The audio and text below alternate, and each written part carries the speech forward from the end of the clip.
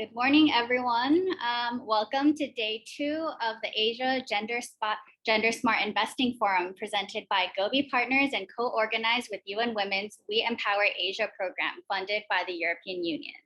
My name is JJ Erpai-Boon and I'm with Gobi Partners, and I will be your host again for today. I'd like to give a warm welcome back to those of you who attended yesterday's sessions. And for those of you who didn't, we have the recording up on Gobi Partners' YouTube or UN Women Asia's live stream on Facebook for your viewing. So just ask us for the link in the chat box. And speaking of the chat box, we had very lively discussions yesterday and would love to continue that. So please feel free to introduce yourself in the chat box, your name, what country you're from, and your title if you'd like. You can use a chat box to converse with each other, but please bear in mind to respect the chat code of conduct that my colleague here has posted. Now let's take a look at the agenda for today. First off, we'll hear opening remarks from Lucas Gajdos, the Deputy Head of the European Union Delegation to ASEAN. Then we will hear a keynote speech from Shelley Porges and Sarah Chen, the co-founders and managing partners of Beyond the Billion and the $1 Billion Fund for Women. After that, we will kick off our third main session for our forum today, the Gold in Inclusive Investing, Global Perspectives, which will be moderated by our very own Paul Ark, partner and head of ESG at Gobi Partners. Then we'll take a 20-minute break from the sessions and hear from Elise de Tonac, CEO and co-founder of Seed Stars, and then a short segment from Vanessa Hendriade Lee, CEO and co-founder of Go Work in Indonesia. After the break, we will come to our last session for the forum, which is Seminar 4, Building an Inclusive Ecosystem, Bringing Women-Owned Businesses and Investors Together Within Your Network. This will be moderated by Katja Freywald, Regional Program Manager of WeEmpowerAsia, UN Women Asia and the Pacific. Again, for today, the two main sessions, please make sure you type your questions in the Q&A function, as the questions in the chat box may not be seen by the moderators. So please make sure you use that function there. Now we'll head into our first program of the day. We are very pleased and honored to welcome Mr. Lucas Gajdos, the Deputy Head of the European Union Delegation to ASEAN, to deliver our opening remarks for today. Welcome, Mr. Gajdos. Thank you very much, JJ. Distinguished speakers and guests, dear ladies and gentlemen, please allow me to start by congratulating UN Women and Gobi Partners for organizing this Asia Gender Smart Investing Forum, an inspiring and important event, part of our joint We Empower Asia program. The focus of the event on investing in women's leadership and entrepreneurship is now more important than ever. It is great to see the growing momentum in the private sector and among investors and regulators in ASEAN and across Asia to do more to advance women's economic empowerment. Making gender equality a reality has long been a priority for the European Union, both here in Asia and in Europe. As we continue to work hard towards the fulfillment of this goal, we would like to close the existing gaps between labor market participation, pay, care work, representation and management, and all other aspects of our societies. Our aim is a European Union, and indeed a world where all, regardless of their gender, have equal opportunities to thrive and to lead. One of the key pillars of our gender action plan is to lead by example, which includes improving gender parity in our own organization, ensuring gender responsive leadership and building institutional capacities and ownership. More than 85% of all new EU-funded actions will be gender responsive. These efforts also include the target of a 50-50 gender balance for our own management. This aim of increasing the number of women who lead and participate in business is also one of the key objectives of our We Empower Asia project, implemented by and in partnership with UN Women. The project is a great example of how to transform policies and strategies into concrete action through events such as this one. I hope that at this day and age, all of us recognize a simple fact. Gender equality makes sense for direct success of companies, and gender equality means good business. Going beyond mere common sense, numerous studies have shown again and again that businesses and companies with strong gender equality policies are more profitable and more productive than their peers. There's a clear business case for investing in and ensuring equal treatment, equal opportunities, and equal access to capital and finance for women and men in the EU, in ASEAN, in Asia, and across the globe. The continuation of the fight for gender equality is a priority for the European Union and is included as such in our recently introduced EU strategy for cooperation in the Indo-Pacific. In Europe, in Asia, and worldwide, the EU will continue to empower women for active involvement in civil and political decision-making, to eliminate all forms of violence against women, and to combat all forms of gender-based discrimination. The EU will also continue to promote decent work and respect for international labor standards. As we all recognize, in order to achieve meaningful and lasting change, isolated actions alone will not work. The entire system and the underlying thinking need to change, which is why the ecosystem approach of the WeEmpowerAsia project and the work of many stakeholders present here today is so important. In addition to training of women entrepreneurs and the promotion of the women's empowerment principles across the region, the project also works directly on advancing gender-responsive business conduct, increasing accountability and transparency of businesses through strengthened environmental, social, and governance criteria, and many more priority issues that contribute to building truly gender-responsive entrepreneurship and business ecosystems here in Asia. Ultimately, it is up to all of us to see gender equality introduced in our everyday lives. We must all roll up our sleeves and translate words into actions. Governments and citizens are responsible for continued work on legislation, but companies and investors need to lead by making changes to their policies, their opportunities, and their workplace culture. The EU continues to improve policies and guidance for our own member states to advance gender equality in the workplace. For example, in March this year, the European Commission presented a proposal for a directive to strengthen the principle of equal pay for equal work through pay transparency standards and enforcement mechanisms. The data is clear-cut and shows that countries with legislative quotas are doing a better and quicker job at advancing gender equality. For example, the percentage of women on company boards has increased faster in 6 EU member states with a legislative quota on the minimum share of women and men on company boards. Today, I'm happy to witness the impact of our partnership with UN Women and the engagement of Gobi Partners in the WeEmpowerAsia project. It is very reassuring and inspiring to see so many different stakeholders, including investors, leading dialogues on how to advance transparency and accountability, and discuss what capital and financial products are already available to channel capital to women and businesses that will have a true impact for gender equality in our societies. As I'm nearing the end of my remarks, I would like to use this opportunity to encourage all investors, regulators, companies, and entrepreneurs following today's event online to be inspired by the upcoming discussions, lessons learned, and insights that will be showcased throughout the event. At the same time, I would like to encourage all companies and investors to sign the Women's Empowerment Principles if they have not done so already, and thus make actionable changes to their policies.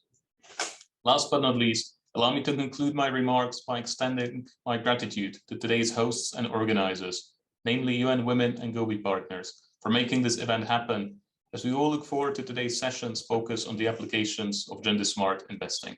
Thank you very much for your attention. Thank you, Mr. Gajdos, for your speech and sharing with us that gender equality is a priority as a larger international agenda from the European Union, and specifically within the investor and entrepreneurial ecosystem as well. And we at Gobi Partners, UN Women's WeEmpowerAsia team, and the audience here are very grateful for your support for our forum here today. Okay, I'd like to move on to our next segment. We're very pleased to welcome Shelley Porges and Sarah Chen, the co-founders and managing partners of Beyond the Billion and the $1 Billion Fund for Women, to deliver our keynote speech.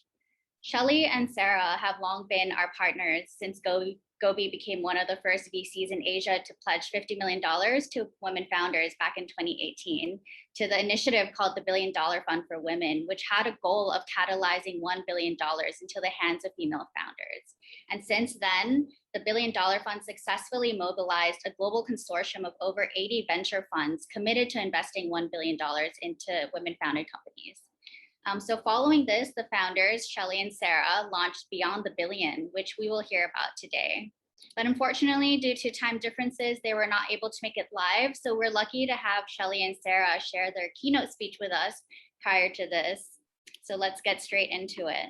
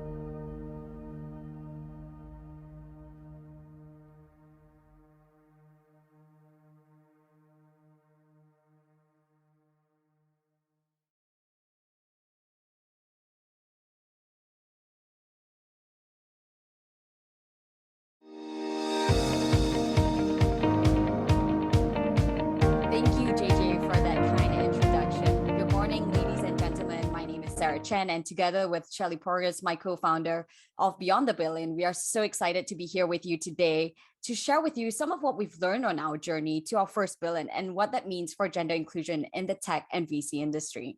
3 years ago, when we first launched the $1 Billion Fund for Women, we were already seeing great women innovators across the world, building everything from nanofiber-based medical devices that will help the human body heal itself, to platforms connecting rural communities and helping them thrive. Women were innovating in virtually every sector that had transformative power in ag tech, clean tech, fintech, you name it.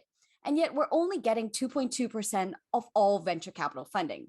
And if you included at least one female founder in the team, meaning mixed gender diverse teams, that number tops out to 12%. That means that all male teams were still getting 88% of all venture capital. We knew we had to take urgent action. And importantly, we wanted to approach the issue differently. There was an opportunity to drive immediate change and knew there was power in a wider community focused on catalyzing a specific goal. And that's exactly what we did and continue to do. $1 billion in pledges later, with female founders making a comeback post a rough pandemic and the rise of female investors as GPs and angels all across the globe, the headline is this: that female founders continue to outperform, and the funders that invest in them continue to drive returns through diversity. In a couple of weeks, we will be publishing our first Billion Global Impact Report, which speaks to our work in detail. But today, we wanted to share 4 key highlights of our learnings on this journey. Big, hairy, audacious goals. What some call BHAGs actually work. Data and stories power our work. Systemic bias requires systemic solutions, and success breeds success. Let's start with the first. BHAGs actually work. When we declared our intention to the World Bank to mobilize a global consortium with the namesake goal, the $1 Billion Fund for Women, as the target, we thought it would take us really years to reach the first billion. Our first back of napkin plans had scribbles of, hey, maybe 10 years to achieve it. But lo and behold, we did it in under 9 months. Believe me, no one was more surprised than we were.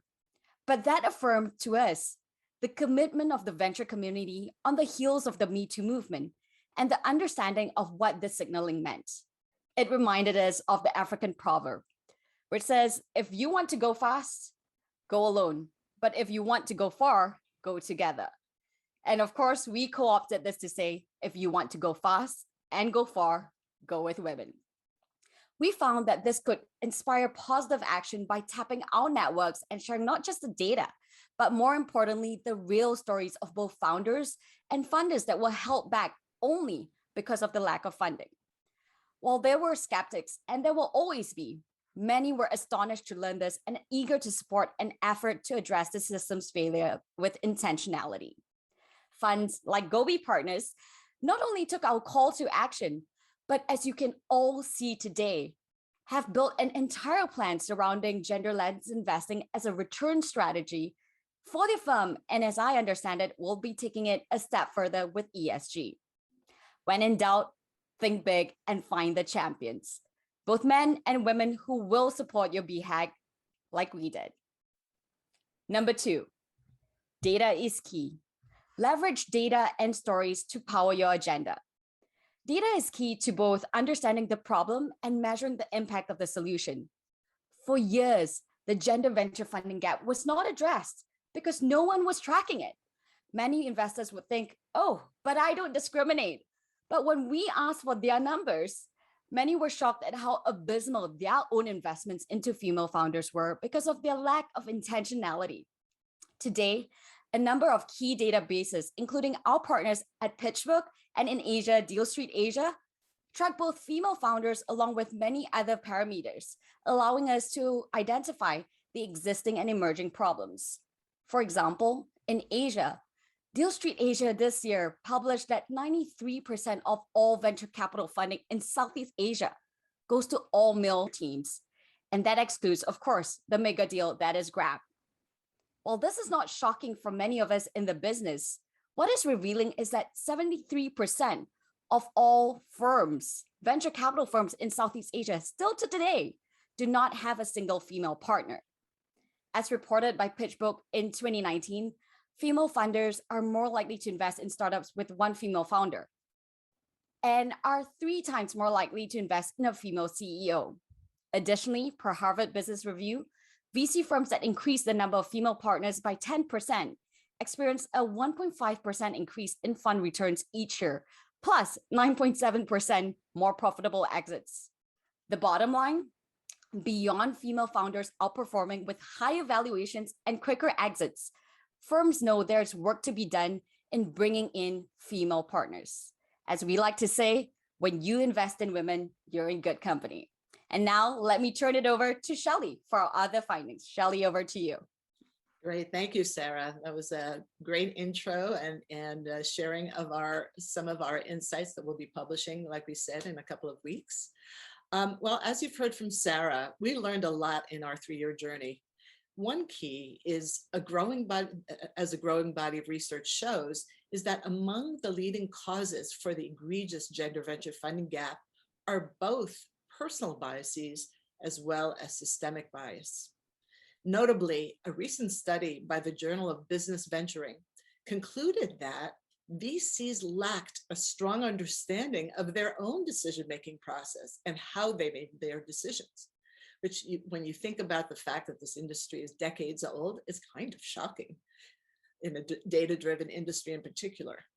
And what's clear to us is that while we may not be able to cure investors of their own personal biases, some of which translates to what is affectionately called or excused by calling it pattern matching, we can and must address the systemic bias we see.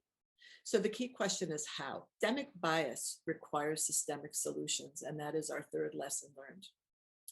And the top 3 critical areas of systemic bias among most VCs is, first of all, their deal flow sourcing process, then their evaluation of protocols, and then their methods of interrogating underrepresented founders, including women. Now, how can fund managers do this? Well, let's start with the deal flow.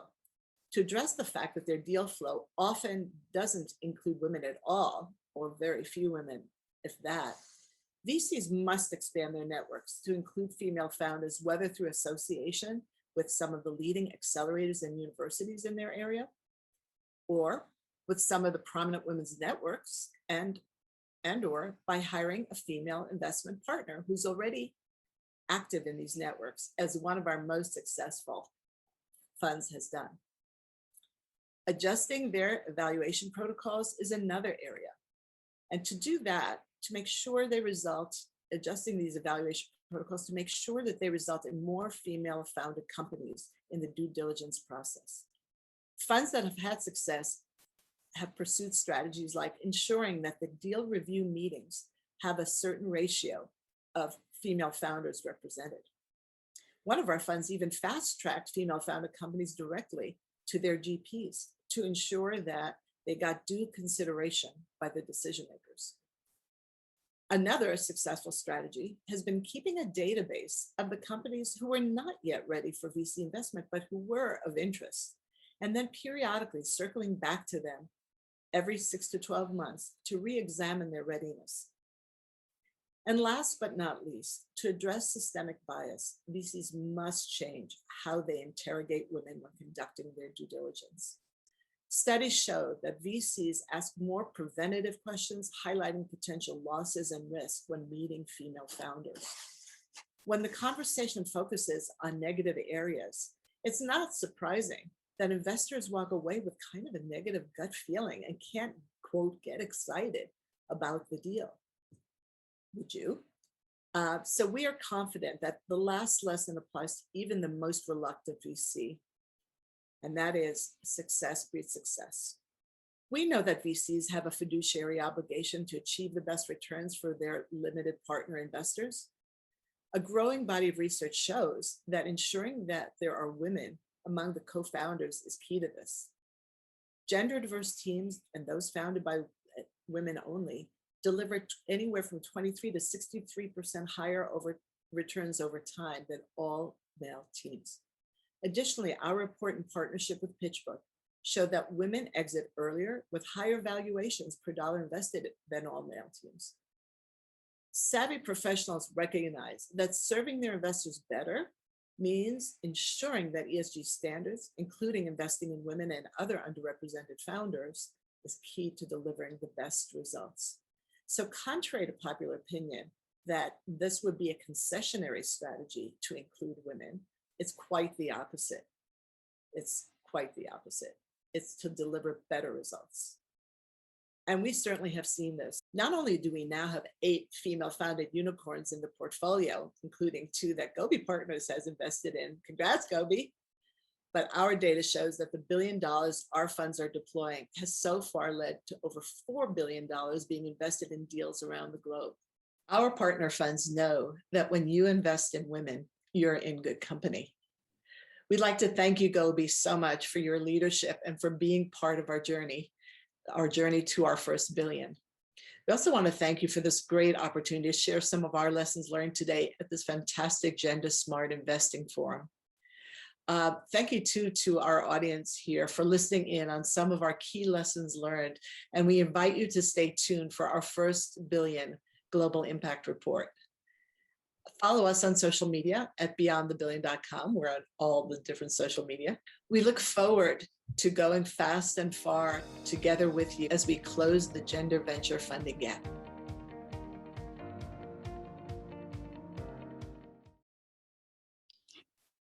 Great. Thank you, Shelley and Sarah, for your insightful words and the great work that you've done for women all around the world. We're very lucky to be your partners here in Asia. And we'll be sure to look out for the PitchBook report and our first billion Global Impact Report. I'll make sure to share it with our audience here today. Now moving on to our first seminar session for today, the Gold in Inclusive Investing, a Global Perspective. I'd like to welcome our moderator, Paul Ark, partner and head of ESG at Gobi Partners, to the stage. Paul, the floor is yours. Thank you, JJ. As JJ mentioned, I'm Paul Ark with Gobi Partners. I'll be your moderator for this session. I have the unenviable task of not only just following Sarah and Shelley's fantastic keynote, but also trying to tap the collective insight and wisdom of 4 really remarkable panelists in about a half hour. So quite a challenge for the next 30, 35 minutes. Joining me today are Amanda Satterley, Senior Social Development Specialist for Gender and Development in the Private Sector Operations Department at Asian Development Bank. Megan Galvin, Gender Equality and Social Sustainability Coordinator with UN Global Compact. Rashini Prakash Nair, Products Director for Knowledge and Insights and Head of AVPN Academy at Asian Venture Philanthropy Network, or AVPN. And Jessica Espinoza, Vice President for Private Equity and Venture Capital Investments at DEG of the KfW Group and Chair of the 2X Challenge. Unfortunately, because of time zone differences, Jessica is not able to join us live today, but has shared with us some statements and insights provided before this forum. So can we cue Jessica's video? Hi, everybody. It's a great pleasure to be here with you today. So genderless investing is a major global trend that resonates not only with impact investors, but also increasingly with commercial mainstream investors. There is a huge business case and impact case for investing in gender equality and women's empowerment. For example, according to McKinsey, closing the economic gender gap would add $28 trillion to annual global GDP. For Asia Pacific specifically, it's $10.9 trillion that would be added to annual GDP if women had the same economic opportunities as men. The finance gap for women-owned MSMEs stands at $1.4 trillion in Asia Pacific alone. That's a huge business opportunity, especially as recent research by the Boston Consulting Group has shown that women-founded businesses deliver twice as much revenue per dollar invested. So there is a clear business case, but there's also an equally strong impact case. SDG 5 is not only an extremely important goal in and of itself, but it's also a catalyst for all of the other SDGs, such as climate action. The 2X Challenge has spearheaded an investment framework for the private sector to move the needle on gender-smart investing. Since its launch at the G7 Summit in 2018, we have collectively invested and mobilized more than $11 billion under the 2X criteria, which are today a global standard for genderless investing.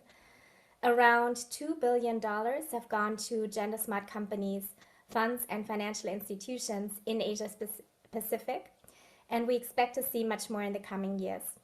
To give you an example, one of these investments is a joint IFC and DG investments in Asia's first gender bond focused on women entrepreneurs.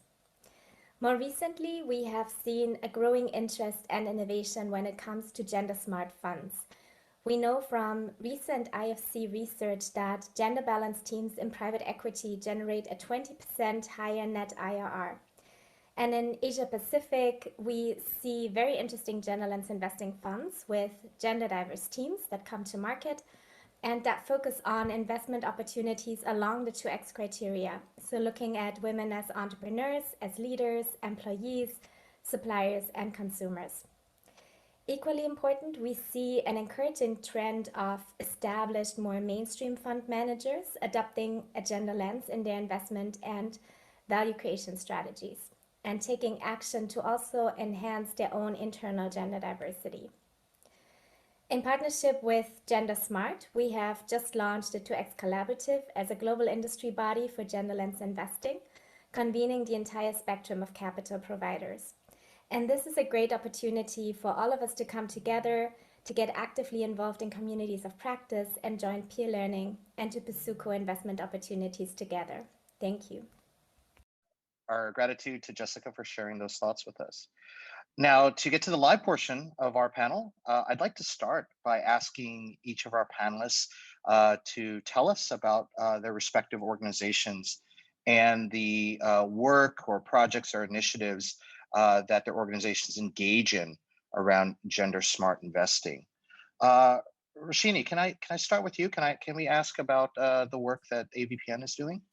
Sure. Let me start by saying thank you very much, Paul and the Gobi team, for inviting me to be participating in this panel today. It's really a pleasure to be here on the second day of the seminar and to have heard quite a number of interesting conversations since yesterday. So AVPN is a network of funders and resource providers headquartered in Singapore, but active across the Asia Pacific region. We have over 600 members in 32 markets. So most of our members are based in Asia Pacific, but about 20% of them sit outside the region, but actively invest into it. Our mission is to move more capital towards impact in the region by providing our members opportunities to connect with key stakeholders in various sectors and markets, to learn from one another, and then to find opportunities for action.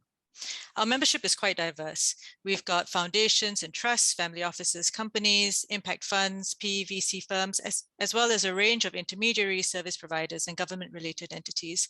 This means that the capacity of the network for action is pretty strong.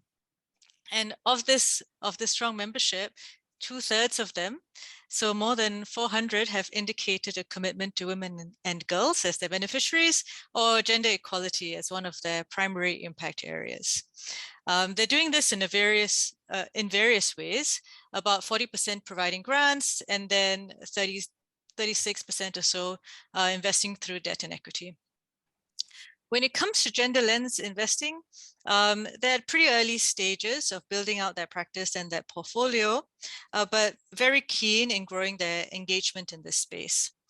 So what we're seeing is that the term gender lens or gender smart investing may be a little bit less familiar. So investors may not have an explicit gender mandate in their strategy, but it is in fact implicitly present in their work. So they're deploying capital towards gender across intersections with health, sustainable livelihoods, economic empowerment, education, and others. Just give me a couple of seconds to tell you a little bit about the initiatives that we're running. We host a gender platform on AVPN to help our members collaborate. And we also launched the Asia Gender Network in March this year with about 30 Asian women funders who are mobilizing capital towards gender equality in different ways. I'll just stop there and look forward to the conversation. Thank you. And Megan, can you tell us a little bit about UN Global Compact and particularly around the work that you're doing on gender? Sure, thanks so much, Paul, and hi everyone. Good morning, good afternoon, good evening. It's so great to be here today to be able to discuss such an important topic. My name is Megan Galvin and I work at the UN Global Compact, focusing on gender equality and social sustainability more broadly. And for those of you who are unfamiliar with the Global Compact, it's the world's largest corporate sustainability initiative, engaging over 14,000 companies across the world. The Global Compact was established in the year 2000 by then Secretary General Kofi Annan with the mandate of giving a human face to the global market. And when companies sign up to the Global Compact, they commit to our 10 principles, which are centered around human rights, labor rights, environmental sustainability, and anti-corruption. And then of course, also committing to advance the Sustainable Development Goals more broadly. And we have initiatives for companies to engage across all of the 17 SDGs, including both a gender equality portfolio, which I work on, as well as a sustainable finance team that specifically works with businesses and CFOs around the world to incorporate a gender lens across financing and across broader business practices. And then to build off of our 10 principles and really give companies the opportunity to specifically commit to advancing gender equality across the workplace, marketplace, and community, the UN Global Compact, together with UN Women, launched a set of principles called the Women's Empowerment Principles, or the WEPs for short, that companies can sign up to specifically advance gender equality. And these 7 principles are holistic and they cover a wide range of topics, with principles 5 specifically focusing on empowering women in financing and across the supply chain. And then in the year 2017, the Global Compact, together with several other partners, launched a tool based on the women's empowerment principles called the WEPs Gender Gap Analysis Tool, to try to help companies identify gaps and areas of improvement on gender equality, and then to create more of a holistic gender equality strategy based on the gaps identified by the tool. So I'm really excited to be here today to further discuss how to incorporate a gender lens across business portfolios, and how this is not only the right thing to do from a moral perspective, but it's also a smart business decision that will benefit companies. So thanks. Thank you, Megan. And Amanda, could you tell us a little bit about Asian Development Bank and the work that the bank is doing around gender lens investment? Love to. Thank you. Thanks for inviting us. I lead the gender team in the private sector division of Asian Development Bank. And the way that we integrate gender into the work that we do at the private sector, we have sort of two general angles. One is how we source or originate deals. This is particularly for our venture fund. We have something called ADB Ventures. They're a gender and climate impact fund, and they are out there scouting, looking for businesses that can be taken to scale and have a very significant impact on women, sometimes through ownership, but we also look to see whether we can do it through women as customers, women as distributors, women as suppliers. The second way that we integrate gender into the work that we do is that for every transaction that comes through to us, the private sector division, we assign a gender specialist, and that gender specialist sits on the gender team sits on the deal team. We're part of the deal team, and we work with the client to find gender entry points. So no matter where the client is at, it doesn't matter what industry they're in, it can be renewables, it can be agribusiness, a health transaction. What we do is we work with the client to understand where are they and where are the gender entry points, and how can we work with them to expand their ability to close gender gaps or advance gender equality. So last year, for example, 95% of all of our private sector transactions had gender actions in them. All of them had at least 2 gender actions, some as many as 10. So we then work with clients, we support them if they would like support to help them implement that over the life of our financing relationship with them. Yeah, I'll finish there for now and we can keep chatting. Thanks. Thank you for that. Amanda, can I ask, just to sort of give us a little bit of context for our discussion today, can you tell us the current state of gender lens investing and gender funding gaps in the region, both as a whole and perhaps, maybe any differences that you've observed in the specific markets you operate in? Sure. I think listening just now to Jessica and Sarah, I think they did a really great job of highlighting some of those gaps. We're definitely in the trillions. Both, we're missing, as Sarah sort of gave the most staggering statistic, really, is that less than 3% of venture capital currently goes to women. We know that's the case also in the Asia Pacific region, that there's no exception to that. In fact, it's probably slightly, more of a challenge here.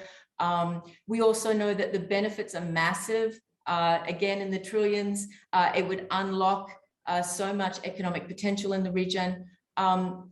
Just to be a little more specific, what we saw in 2019 is that about 815 million is what we sort of saw as gender lens investment vehicles, but that's increased remarkably from 2018, where it was about 180 million. So the industry is growing very rapidly. We see that Indonesia is sort of the most mature market for gender lens investing at the moment, mainly in agriculture and financial service sector. Where we see the biggest opportunity there is in e-commerce and manufacturing textile, because that's where women have jobs, but we haven't seen it moving there yet. In the Philippines, sort of our next most active market, it's still very concentrated in financial sector, sort of the microfinance fund, things like that. Again, a lot of potential there in ag and healthcare, but it's not still moving there as much as I'd like to see. And then a last example in Vietnam, there it's very much in its infancy, very limited deal flow, but still lots of potential in terms of education, healthcare, technology. And we like to see countries learning from each other and people, and that's why forums such as these are so helpful, so that they can leapfrog and leverage that. Thank you. Okay. Yeah, so it definitely sounds like, when we're thinking about closing gender funding gaps, the adage of thinking global but acting local definitely applies, given the differences from market to market. Megan, let me ask you, what is the level of interest that you have observed around addressing gender issues relative to other sustainability focused issues, particularly given that, we're currently in the middle of COP26, and there's a lot of discussion around climate, a good deal of capital is flowing into climate. Is there a commensurate interest in gender? And should we even be looking at gender and climate as separate, distinct issues? Yeah, it's such a good question, Paul. And of course, especially with COP happening this week, but then also given the timeline of the SDGs and the deadline to achieve the Sustainable Development Goals by 2030, and both climate change and gender equality have been named by the Secretary General as the top two issues to solve before this deadline. And they've really taken prevalence in the 2030 agenda now. So, well, of course, the SDGs recognize that advancing gender equality is both a prerequisite and a catalyst for change across a number of these goals, from education to decent work to water security. Of course, climate change and gender equality go hand in hand. And as progress is made on one, then progress is made on the other. But we also do have to realize that as climate change intensifies, it will be women who struggle the most. And that's because women are more likely to live in poverty than men. They have less access to basic human rights. They have less ability to move around and acquire land, etc. And then there's additional problems as well, such as a lack of investment or support for women in STEM that can have a direct impact on their representation in climate action and related decision-making roles. And so it is super important to have all of these conversations together, whether it's climate change, gender equality, and empowering women in the world of work. They definitely are interconnected and need to be discussed in tandem. And it is really important when we make progress on these issues that we include women's priorities and needs, particularly in financing mechanisms. They must be flexible enough to have women at the center and reflect women's priorities and needs. And of course, the participation of women in the development of funding criteria and allocation of resources for climate change initiatives is critical, particularly at the local levels. And gender analysis of all budget lines and financial instruments for climate change is needed to ensure gender-sensitive investments in programs for adaptation, mitigation, technology transfer, and capacity building. And it's also worth noting that the next Commission of the Status of Women in March of 2022 will focus on achieving gender equality in the context of climate change. And the Global Compact actually just about 10 days ago now hosted a session about advancing women's leadership in climate action, because that's definitely something that needs to happen before we can achieve the SDGs. Thank you for that. I think the SDGs have been a wonderful framework for many of us to think about. But I think, to your response, I think it's vitally important for us to remember that even though there are 17 distinct, SDGs, we should definitely not be thinking of them, as distinct issues. There are highly interrelated.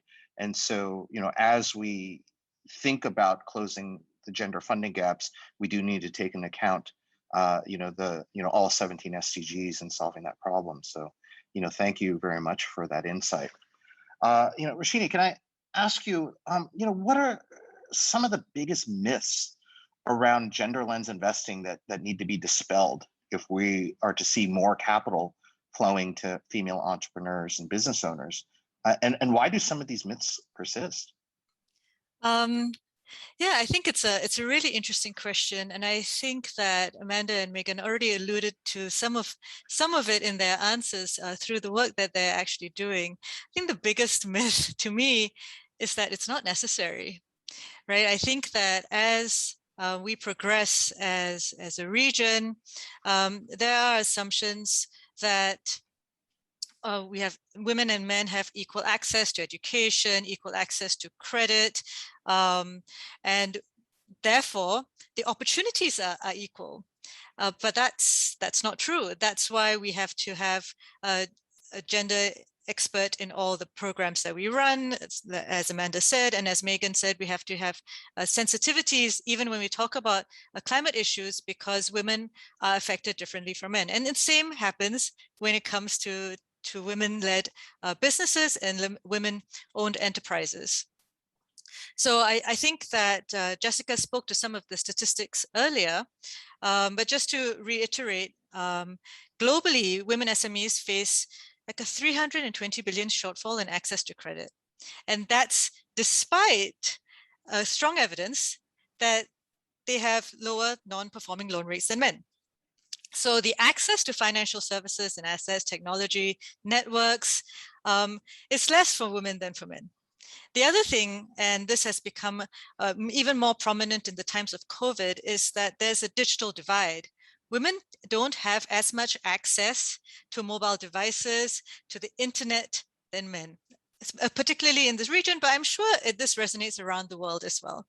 And so in a time like COVID, when everybody was at home on lockdown, it's not easy for a woman-owned business or a woman owner to pivot the business online to access e-commerce platforms, to get money from the bank, get a grant, things like that. And then you, of course, have to lay onto that all the unpaid care and domestic work that women have been doing. And obviously, we're naturally doing more of when everybody transitioned to work from home. So that's one thing in general. But then in specific, across the region, there are lots of differences. Amanda alluded to Indonesia, Philippines, and Vietnam as being amongst the best growing markets for GLI. In the region, and that's wonderful. But there are other markets, right? South Korea, India, Bangladesh, where women's representation in the economic landscape is very low. So what you said before, Paul, about thinking global, acting local, that also applies in this aspect. And I think that's where a lot of investors trip up. We cannot see Asia and the region as homogeneous. We have to look at the specifics. Fantastic. I think in addition to, not thinking about markets as homogenous, I think that the takeaway that I'm getting from you is that, equality in funding is not just a moral imperative, it's a performance imperative. Funding female business owners and founders pays from a financial investment perspective. So, Rashini, let me follow up that question and ask, because we are addressing a lot of traditional investors that come from sort of the traditional finance education, work experiences, certifications, but who may be a little bit less familiar about focusing on gender smart investment. What are some of the important gaps in skills and areas of knowledge that would help bridge between sort of traditional investment and thinking about gender smart investment? And what are some of the most effective ways of closing those skill and knowledge gaps? So I think what I want to say here is that when we talk about gender smart investing, we're not talking about something completely new, completely distinct out of a novel approach. What it really means is just being intentional, being sensitive in your investments, and having the awareness that the needs of men and women may be different in the labor market, credit market. I mean, in fact, in leadership, right? So in order to do that, I think what you need to do is to be first, one, aware, and two, know where to go to find information. So there are various types of information that you might need. Maybe you're looking for landscape information. And within our network, we have a number of our members who have been actively doing research in this area to help people get a sense, okay, who's out there, who's doing what are the instruments they're using, and then what's working. So I refer you to the Sasakawa Peace Foundation, Angin, Nama Foundation, who have put out landscape reports that I think have been very effective in complementing the work of global parties in helping us understand the landscape here. And then the next point is, okay, I've understood the landscape now, what do I do about it? And this is where we are finding that having a community for learning, a community for knowledge sharing and experimenting and collaboration is really important. And this is why in September, AVPN started the first Gender Lens Investing Fellowship with Sasakawa Peace Foundation and Investing Women. And so it's a 4-month learning journey that's kind of curated to answer investors' questions around how do I articulate why this is important? How do I get my leadership interested in this and help pave the way for me to do more of this? And then once I've got that interest, how do I put it into my investment strategy? How do I make sure that whatever sort of investment I'm doing, whether it's in climate or in education or in livelihood, there is a gender consideration within that. We're co-facilitating this program with Value for Women, and we've got about 27 asset managers and wealth owners in our program. So in terms of the ratio of LPs to GPs, actually, we've got a higher proportion of LPs, so 60% are LPs. And that's a really nice balance to have, because it shows that the mainstream investment community is starting to think about how to be more intentional in their approach. So that's the process. The last part of it is, once you've got your strategy, how do you articulate the outcomes? How do you show that you've had impact, right? And this is where I think a lot of people trip up, because there's no benchmark data in the same way as there is in the mainstream investment community, and that provides a degree of granularity and comparability across investments, right? And then there are also this alphabet soup of metrics being used for disclosure. You have TCFD, GRI, SASB, and this makes it difficult for a mainstream investor to understand where do you start, how do you develop the alignment and clarity, not just globally, but nationally. So we're trying to help them out. And we started a fellowship around this as well. It's in partnership with Impact Frontiers Asia. And this is designed for asset managers and owners. We take them through 18 months to develop their own strategy for impact, aligning finance portion with the impact portion for their portfolio, so they can show dynamically how each investment performs in their portfolio on both, using the same axes. So we're working towards building a consensus around that with these two initiatives. And I think that's what's going to be important, because I think together we can say so much more than if we stand alone. Fantastic. So, it sounds like, becoming gender smart in investment isn't inaccessible. It's not going to require, a super expensive MBA. It's not going to require a long apprenticeship at a financial institution. It really just requires a level of mindfulness, of self-reflection, self-awareness, and intentionality, which, I think all of us here today are quite capable of. Megan, what I'd like to ask you, because UN Global Compact works with a diverse and broad range of signatories and stakeholders, all of whom are undoubtedly intentional and self-aware about gender funding issues, among a variety of other sustainability issues.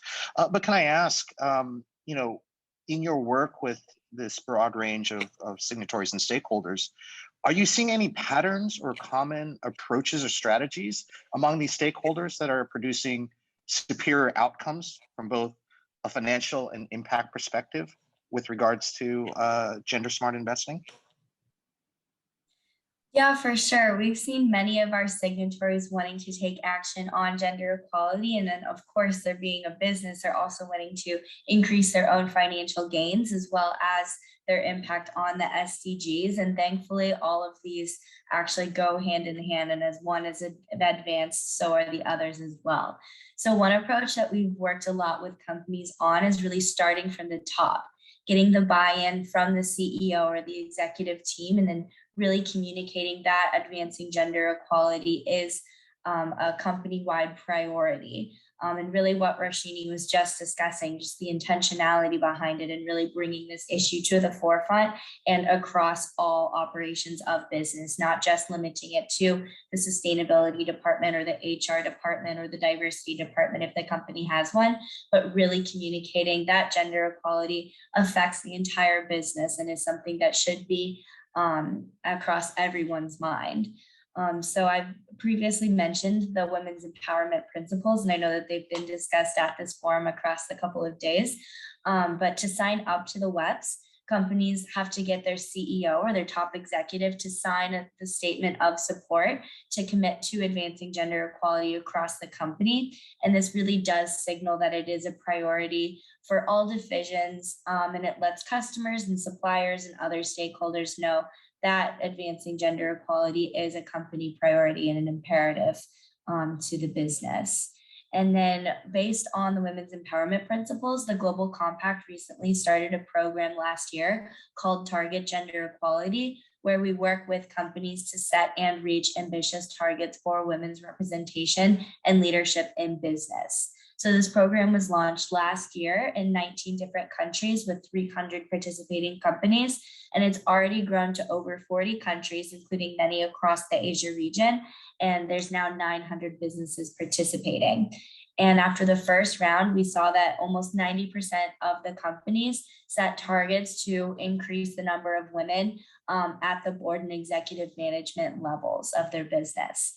And this is super important to advancing gender equality because studies have found that companies where women make up at least 15% of senior managers and had at least 18%, those companies had at least 18% higher profitability than those where female representation was less than 10%. And companies with a woman as a CEO experienced a 19% higher profitability. And even more specifically then to the Asia region, advancing women's equality in the countries across Asia Pacific could add $4.5 trillion to the collective GDP annually by 2025, and a 12% increase in over business as usual GDP trajectory. So this really shows that setting the tone from the top and really setting these targets to take actual action on the commitments that companies make and really walk the talk when it comes to gender equality is critical to advancing women's empowerment across the workplace.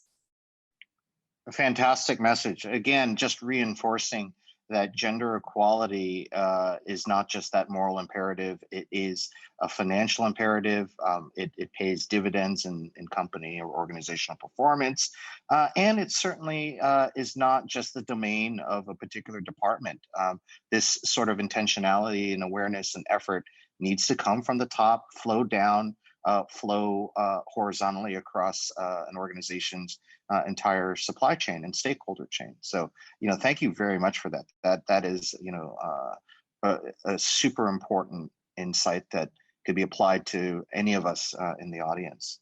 I'd like to sort of move from sort of, a broad look at gender smart investing and gender funding gaps and really zero in on, a specific issue today, and that's dealing with COVID-19, the pandemic.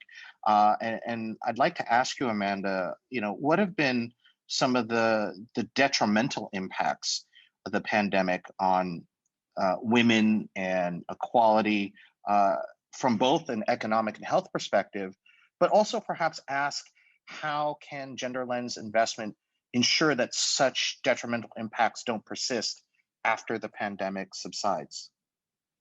Sure. Yeah, it's an issue that we're all grappling with. And I think some of the key constraints have already been highlighted. Rashini mentioned some, because women were already at a disadvantage. As we all know, COVID just sort of heightened those disadvantages. When you have less assets, less saving, when your business is smaller, you're obviously just more likely to not be able to withstand shocks in the system. So women suffered as a result of that. We all know very well about what happened with unpaid domestic and care work going through the roof, children not being able to go to school, and all of that impacting women more than men. And of course, we're all aware of that terrible parallel pandemic that happened with increased violence against women and them not being able to access the support services previously. So, you know, what we continue to do at ADB was to make sure that as we worked, because we did COVID funding, that we made sure that all of those transactions also still had gender elements to them. So being aware of these challenges and being aware of this heightened impact, we were then able to structure transactions, or I'll give you again an example in Vietnam. What we did there is that we had some grant funding we were able to leverage. And so we worked with our financial institution partners there to provide grants so that they would, you know, delay the calling in of loans. So that grant paid the interest so that it didn't, you know, put women, SMEs who are under enormous strain into default during that period.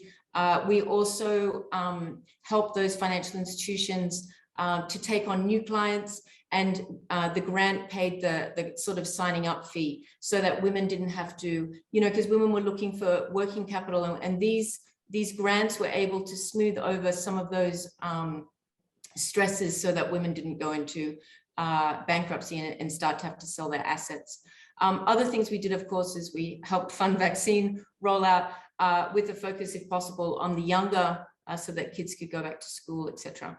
I think it's really important to mention, and this is something again that Roshini mentioned, which is those women who were able to leverage businesses online, we actually saw them do well. One of our clients had a team of distribution agents, which were all women, and it was a face-to-face business. And then when COVID hit, they were able to leverage up. They had like a WhatsApp platform, and they were able to leverage that up, and actually their business went up instead of down during COVID, because they were then able to provide contactless delivery. They were distributing fresh dairy products, which of course were highly valuable during the COVID pandemic, during lockdown and not being able to get to the shops, etc. So, you know, if women are able to pivot, and if they were having access to those online platforms with that support around, you know, how to get online, you know, that capacity building, you know, they were able to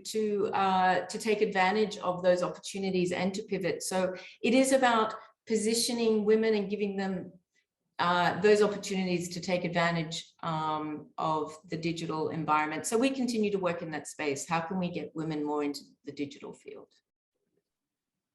Fantastic. So, you know, in addition to, you know, being intentional and aware, as Roshini had mentioned previously, you know, to help, you know, constituents and women founded businesses persevere through this crisis, we also need to be very creative.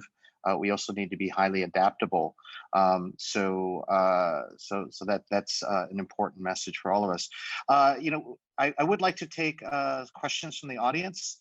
And we actually have one from Maria Calibo Sales, who is asking, she's interested to hear if the empowerment principles in gender smart investments align to the Action Coalition metrics of generation equality, particularly number 2, economic justice and rights, and number 5, technology and innovation for gender equality, and number 6, feminist movements and leadership. This is an open question to any of the panelists, if anyone cares to answer. Sure, I can jump in on this and just note that, yes, the women's empowerment principles and generation equality both do go hand in hand, and actually companies who participate in generation equality are WEP signatories as well. And the nature of the WEPs is that they're meant to be holistic. They cover a wide range of issues, from gender responsive procurement to sexual harassment to equal pay of work for equal value to child/dependent care, etc. So the principles do align well with the 6 action coalitions of generation equality, and the specific principles can of course then be applied and used with the specific action coalitions, as also the action coalitions are very broad as well. And on the WEP's website and available to WEP signatories is a number of resources on how companies can really take the next step to advancing each of these principles, because they are meant to be more of like a roadmap for companies given their holistic nature. And a great way to start with this would be the WEP's gender gap analysis tool that I mentioned earlier, to really identify specific actions that can be taken on each of these areas relating to the principles, as well as the action coalitions for generation equality. So thanks for the question.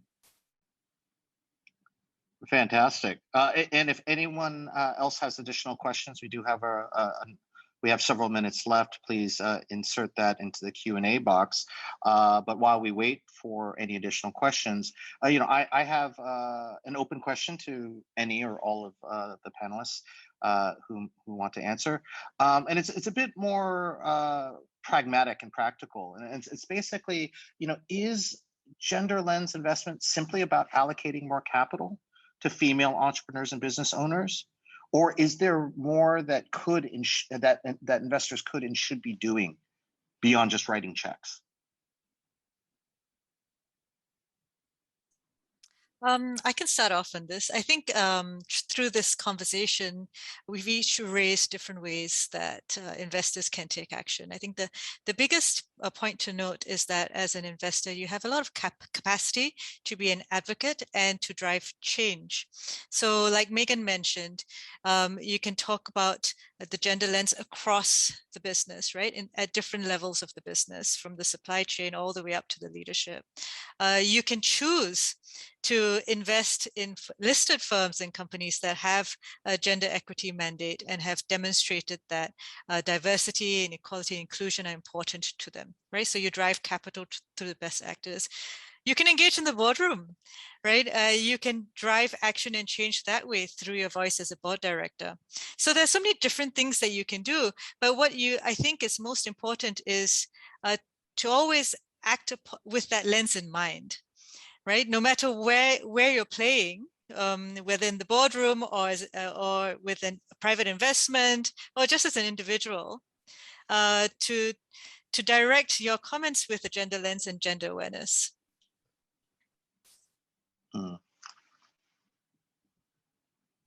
I'd love, I'm sorry, please go ahead, Amanda. Yeah, I would just support that. So, we do the same. So when we work with the client, a private sector client, the check is just the beginning. So, it's a matter of sort of working with them to look at, is there a way to make their workplace more conducive for women to stay and to thrive and to be promoted? Is it a matter of policies or subsidized childcare? Is it career development opportunities, or understanding, we like to sort of look at the organizational chart. Where are the bottlenecks? Where are women sort of getting stuck in the organization, and helping them diagnose what that might be and how they can unlock the potential. I think I mentioned earlier that we are really interested in how to get women in the supply chain. So, is a corporate thinking, particularly like an agribusiness, where are women in their supply chain? And getting them to even be aware. The statistics around procurement are staggeringly low. Women seem to, there aren't, firm statistics, but women seem to supply less than 1% to 2% of global corporate procurement, women-owned companies. So it's this major opportunity that we are trying to help our corporate clients unlock, is how can they procure from women, because it drives, the feminist economy, if you like, on so many levels. So, there's so many different opportunities. Yeah, I could talk for hours. I'll stop there. Thanks. Fantastic. So basically, closing the funding gap is not the finish line, it's the starting line, and a lot more work still needs to be done after we write that check. I'd like to ask one final question that comes from my colleague JJ, who writes, should men start thinking about being house husbands now that women begin to dominate the corporate world? And if I could piggyback off that question, I think the issue around women in the workplace is that women unfortunately shoulder the overwhelming burden of unpaid work while balancing any paid work that they might have. So in thinking about the role of men, what should men be doing to help mitigate this burden that unfortunately falls predominantly on women? If anyone wants to throw that out, we have about a minute left. I'm happy to jump in there. So what we do is we try to make sure because we work through our private sector clients, we try to make sure that the flexibility or the benefits, let's say childcare or flexible work arrangements, that they help men. We're always trying to increase paternity leave allowances, because until we give men the opportunity to be able to participate more fully, to be able to balance career and childcare, they can't sort of help relieve women of that burden. So it's about changing this mindset that we're not just trying to fix it for women, we're trying to give men the opportunity to also take greater part in childcare and elderly care. So that's what we try to do. We try to unlock opportunities for men as well as women to be able to participate more and to have that balance between career and family life. Wonderful, wonderful. We're pretty much out of time, but again, some incredible insights. This is an issue that again affects all of us up and down our organizations, across our stakeholder chains, and impacts not just women but men as well. And so I want to thank Amanda, Megan, Rashini for their time and their wisdom and their insights on what has been an incredibly enjoyable and enlightening panel. So thank you three very much. And I will hand back to JJ. Thank you. Thank you. Thank you all. Thank you, Paul. And just a quick thank you again to Paul, Amanda, Megan, and Roshni for showing us the different ways that UNGC, ADB, and AVPN are tackling gender issues from a global and local perspective. As we discussed in Asia, it's important to look at this region as not a homogenous market, but action must be taken with a local lens. So we'll hear in the next seminar on how inclusive and local entrepreneurial ecosystems are nurtured. But before we do that, we'll take a quick break, a 20-minute break. We'll hear from Elise de Tonac, CEO and co-founder of Seed Stars, which is a global organization with activities in key emerging markets. They do startup scouting, company building, acceleration programs, so quite expansive program there. So we're very lucky to have Elise join us today. And then we'll also hear from Vanessa Hendriati Lee, who's the CEO and co-founder of GoWork, which is Indonesia's premium co-working startup. So please enjoy this break. Make sure you use this time to get some water, grab some drinks and food, and we'll come back to the next session. Hi, I'm Vanessa Hendriati, CEO and co-founder of GoWork, the largest flexible workspace operator and the most connected business platform in Indonesia. 5 years ago, when my co-founders and I started GoWork, we believed in the massive opportunity of integrating the growth of startups and business ecosystem with real estate, specifically workspace and offices. At that time, my son was only 9 months old, and it was quite overwhelming to be a new mother and a founder at the same time. Fast forward to today, it had been a great learning and growth in every aspect of my life. In 5 years of operations, we have served more than 600 companies of all sizes and have been helping more than 30,000 members grow at GoWork.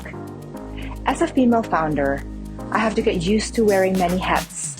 As a mom at home, as a CEO, a fundraiser, and a manager at work. Having the experience of fundraising myself, I have to say that fundraising in startup presents the most obvious gender gap and unfortunately not a level playing field. The rate of growth of female founders is not even close to the growth of VC money going into female founders. Although women generates 35% more return than male founders and deliver more than 60% better performance. The environment is slowly changing though, and we as entrepreneurs and investors play an important role to accelerate it, where women can build support network, provide training opportunities, and invest into female entrepreneurs. My 2 cents of advice to founders, especially female founders out there: build your self-esteem and confidence and be comfortable in selling. Good luck. My name is Alize de Tonac, and I'm one of the co-founders and currently co-CEO of Seed Stars. About gender equity and what does it mean to do smart investing, I really don't want to go into kind of the macro numbers, because I think this audience, and there are going to be so much better experts to give more evidence-based research around why it's so important to bring in diversity at every level of your decision making, but also your portfolio, because it's really nothing new, especially for us. I mean, we know that only 1 in 3 businesses are owned by women, and that actually represents only 3% of investments worldwide. We know that specifically in Asia, only 12% of women are partners in the PE VCs of the region, and only 8% are women partners in the top 100 VC firms in the States. And then if we think of emerging markets, which is kind of where we focus, only 11% of seed funding, so it's really a subcategory, but we're really looking at these very small percentages all across the spectrum of private equity investment. Only 11% of seed funding went to ventures with at least 1 woman founder. So we know the status and where it is. I thought maybe what would be most interesting today would be to share with you how we are approaching this at Seed Stars and what are the reflections that we're putting forward. And I think it comes, first and foremost, it's related to our mission.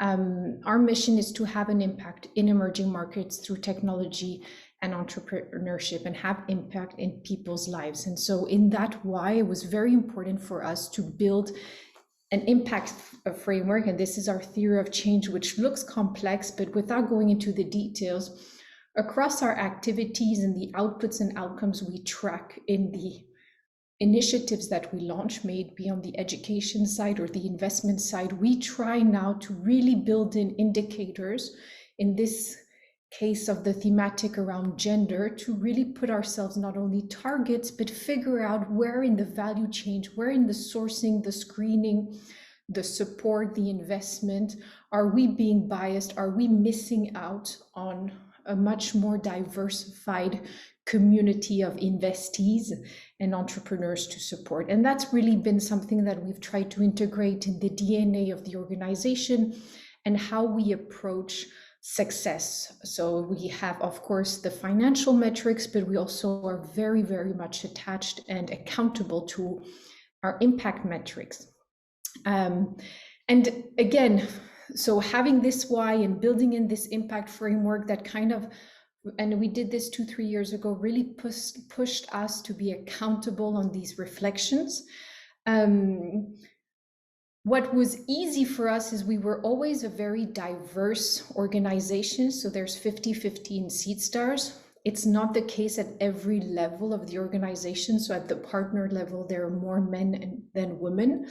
Our portfolio of investees, we're at 25% of women-owned businesses out of the 80 businesses that we have invested in. So we're better than average on many statistics that we've seen globally. I think we absolutely believe that diversity is the only way to actually build in a wisdom of a crowd within your organization. So we are convinced that a diverse set of people is going to perform better, and the output is going to be better. So I think when you are inherently convinced by that, then it makes the approaches to how you want to push forward the gender equity agenda within your organizations and within the initiatives and within the larger community much easier.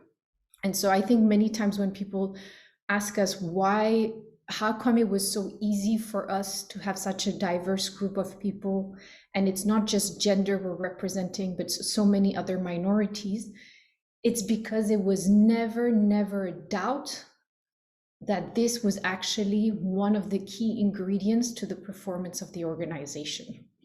And that came down where at SeedStars, a lot of us really started with ourselves.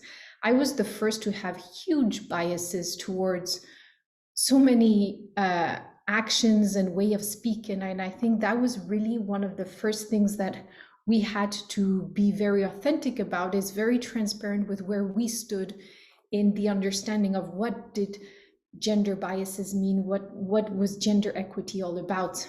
And there's some great research, and there's one TED that actually Dana Kanze really breaks down how the semantic affects pitches in front of investors, which is still a very much male-dominated environment. And so how there are these biases towards women. And I remember myself, but also speaking to some of the women founders that we have in our portfolio that are performing extremely well, what we were realizing is that kind of the best advice we got was to pitch like a man. So that's where we stand today. That's the best way to get funding, is to pitch like a man, because you need to build in similarities with the person with whom you would want to receive the investment. And so that really proves you how much there needs to be more women on the investment side, so that there is more opportunities for women investees to be approached. It's really this overall understanding that actually in the investment space, we're not very smart, because we've kind of built in this binary perspective that we in the end tend to ask men to win and women not to lose, which is a very different approach to how you see two investment opportunities. Once we kind of worked with ourselves, we then decided to work within the organization. If we were going to give any advice, test out anything, present any targets, there should be targets internally. And that came with really building in transparency on the organization on very taboo conversations, maybe compensation, like the feeling of not belonging and being inclusive. Yes, there is diversity, but what's the point of diversity if you don't actually include those differences within the organization? And so it was looking at the whole value chain and identifying those biases. And it went from, we need to change the semantics of our job descriptions, and there are great tools out there that can help you, because we're aggressively attracting only one specific category of talents, to understanding how we were doing the sourcing and screening, which may be the interviews we had with candidates, making sure that we weren't being obsessive with specific attributes that tended to be more present in men, and trying to really have not only the person interviewing, which could be a man or a woman, the biases are within everyone to a certain extent with our personal experiences, to really try and understand why these different attributes, which might look risky, are actually very powerful, or are misunderstood, or need to be guided and managed differently. I always give the example, I've found myself so many times as a manager, when I need to give a promotion, I have this and I mean, we're going into stereotypes, of course, it's not always a question of men and women, but I have men that have a tendency to be super aggressive, over selling themselves, and women really not being sure to achieve, and very transparent in the fact that they're not sure they can deliver, or they're not confident that they have the resources to put this in place. And so it's our job as managers to have the emotional intelligence to identify that that doesn't mean this person can't do the job. It means that you as a manager need to approach this talent differently, so that you can get the best performance out of them. And again, today we're talking about gender, but it's in general any difference that we see in our talents and how we should customize ourselves to get the best of them. And then, of course, for us was really important once and for all, because for a long time it was a conversation, but now it's to set targets. And we've used benches, we've used, for example, on the investment side, there's this global initiative that it has been backed by important financial institution, which is the 2X challenge. And so it's really building targets and accountability on funds on the gender parity within the investment team. And that goes from the general partner to the analyst, but also in terms of the portfolio of targeting. At this stage, the target is 30% of the portfolio is women-owned businesses. And so at SeedStars, we've kind of given ourselves the challenge of the 2X challenge, and we're respecting it maybe on the team, but also the target. And I think we're going to achieve it very soon and continue and set more ambitious targets and figure out what's the foundation, what's the sourcing, what's the screening approach so that we meet those targets.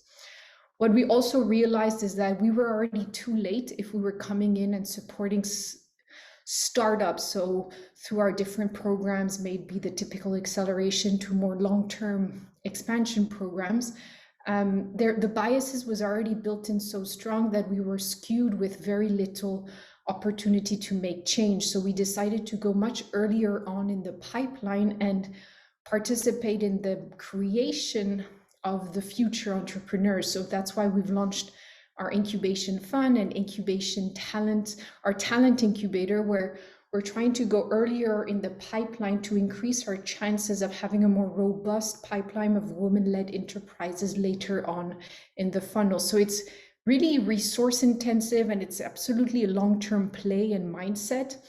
But it was difficult for us. I mean, we were always finding ourselves with this roadblock of not being able to be more aggressive on our targets because we were kind of arriving too late into the problem. And so it's not only us, but supporting and working with organizations that also try to work earlier on in the funnel. And then since we've done so many initiatives with public and private partners around the world, may it be in Africa in supporting women-led enterprises and figuring out that actually it's true, they prefer, we've through extensive interviews and kind of benchmarking across different cities that it is easier to pitch in front of a woman than a man. It's easier to have a one-on-one conversation than the aggressive pitch on the stage approach, which doesn't work for every type of talent. We worked also with IFC in launching a targeted women competition. There's always this conversation that do you need a women prize? Shouldn't we mix in the all? Actually, you do, because the targeting makes you much more persistent, efficient, and focused, which actually increases your chances of getting more women. And so we saw it clearly that we had 6 times more women applications the moment that we built in a whole narrative just for women and had a team dedicated in figuring out those channels. And then it's something that can be integrated in the whole process, but it's needed in order for you not to build in biases and stick to the more traditional channels.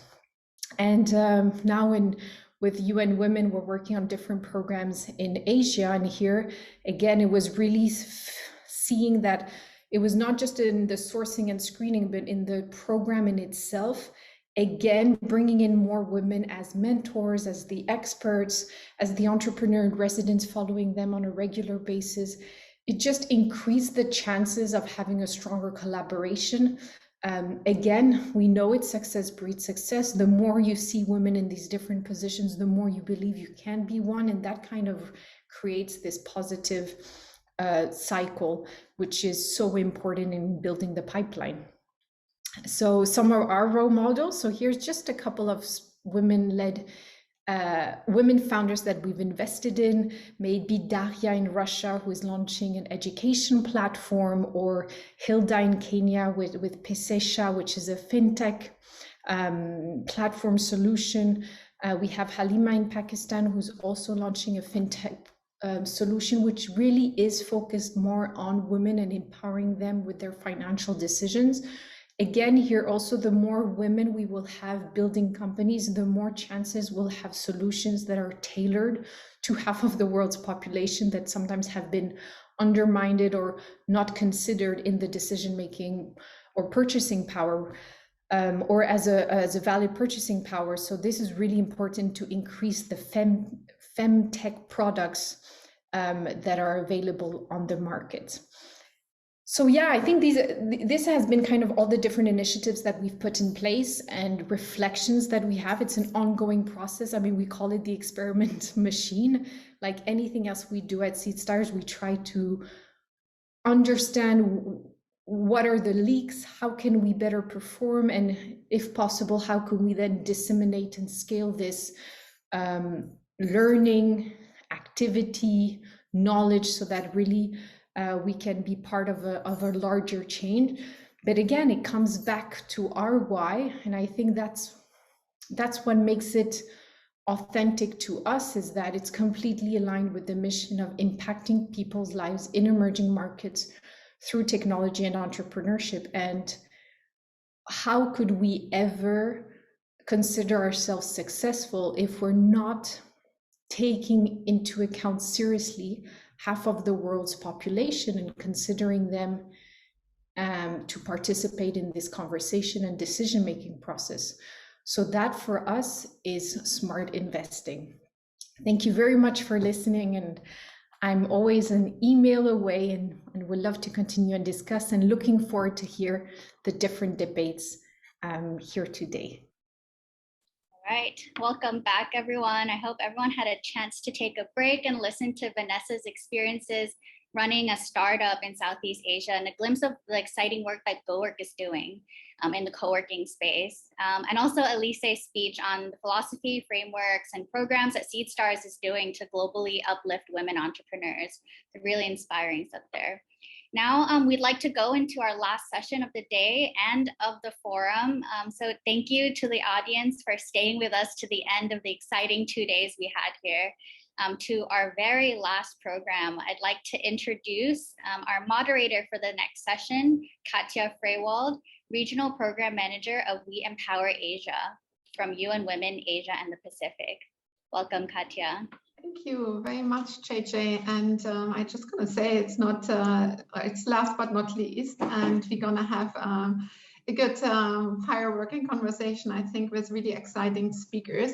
I'm gonna start introducing them in a second, but I just wanted to first recognize how interesting the conversations before were. And I think some of these conversations are also taken into the next session, where we go a little bit more deeper into building an inclusive ecosystem and bringing women-owned businesses and investors together.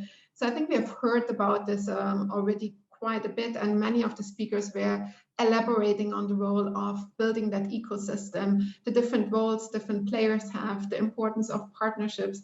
And I think our speakers in the session now will really elaborate on this much more. But before we go into this, we just want to have a little sense check and understanding who from the ecosystem is actually in our session. I think we have done a little bit similar on yesterday. But just for this session, I think it's really great if you could go to Mentimeter, either use the QR code or go to menti.com and use the code on the bottom of the slide here. And there will be some more interactions on Mentimeter, so it's worth actually joining us, and we will use it throughout the full session and also for the closing of the whole summit. So just get in there. It's not a waste of time. You'll be using it throughout.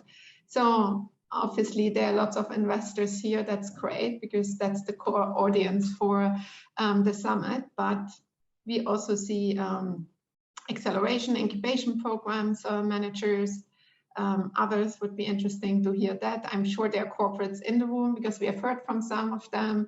I know some of our next speakers are coming also from the eco building system, so are some NGOs. So that corporate was kind of really getting into it and saying, I'll show my visibility here. I'm sure we also have entrepreneurs. Certainly we have a really exciting speaker with us today who is an entrepreneur herself. So I'm sure we get to that, some startups, NGOs. That's great. So I think we do have a good representation, and we know that investors are the majority of our audience today. I just want to also do a little bit of a sense check, and I know some of us started early in this journey on gender lens investing, but we also do have some that are already longer in the ecosystem. Just an estimate from where does Asia Pacific stand? Where are we? Are we in our infancy? Are we already very advanced in the sector of gender lens investing? I see we're more towards the middle and even more on the downward side. So there's a lot of opportunity to really unleash that opportunity for our region here. I hope a lot of inspiration has been created already to do so. And so before we get into the discussions, just a last question on not where the ecosystem stands, but where do you stand? You as an individual in whatever organization you are operating in, as an investor, as an entrepreneur, as a corporate. Oh, we have a lot of believers in here, so that's good. Either that transformation happened throughout the last 24 hours, and obviously we do have a lot of convinced people here that are trying to keep the journey moving forward. Great, so lots of experts in the room. So I think to your panel, that's also good and great. So I think that will also frame the conversation so we can go into depth on different areas. And in order to do this, after the great conversation that Paul facilitated before, I'm gonna start us off in getting a little bit more technical. I've heard someone of the speakers mentioned already that there's some great research been done in Asia from Value for Women and other partners together. And I'm really thrilled to have Aparajita Agrawal with us today, who is the Director of Strategy and Development of Value for Women. But more than that, I think Aparajita brings such a wealth of information on gender lens investing, practical experience to the conversation today. And I've asked her if she would be able to give us a snapshot, 10 minutes, on where do we stand in Asia and Pacific, and share a little bit of the research that currently has been conducted. Over to you, the floor is yours, Aparajita. Thanks, Katja, and good morning and hello, everyone. It's a pleasure to be here, and thanks again to UN Women and Gobi Partners for having us talk about our perspectives and the kind of research that we've been seeing in the space. I'm going to share my screen to just pull up a presentation that I'll be using while talking through this, and also I think this presentation is going to be available for everybody post the session as well. So hopefully this should work. PowerPoint is always tricky with a Zoom. Just give me a moment.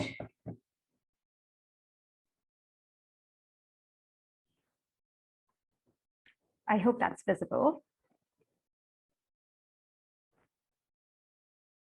Great, thank you. Thanks, Katya.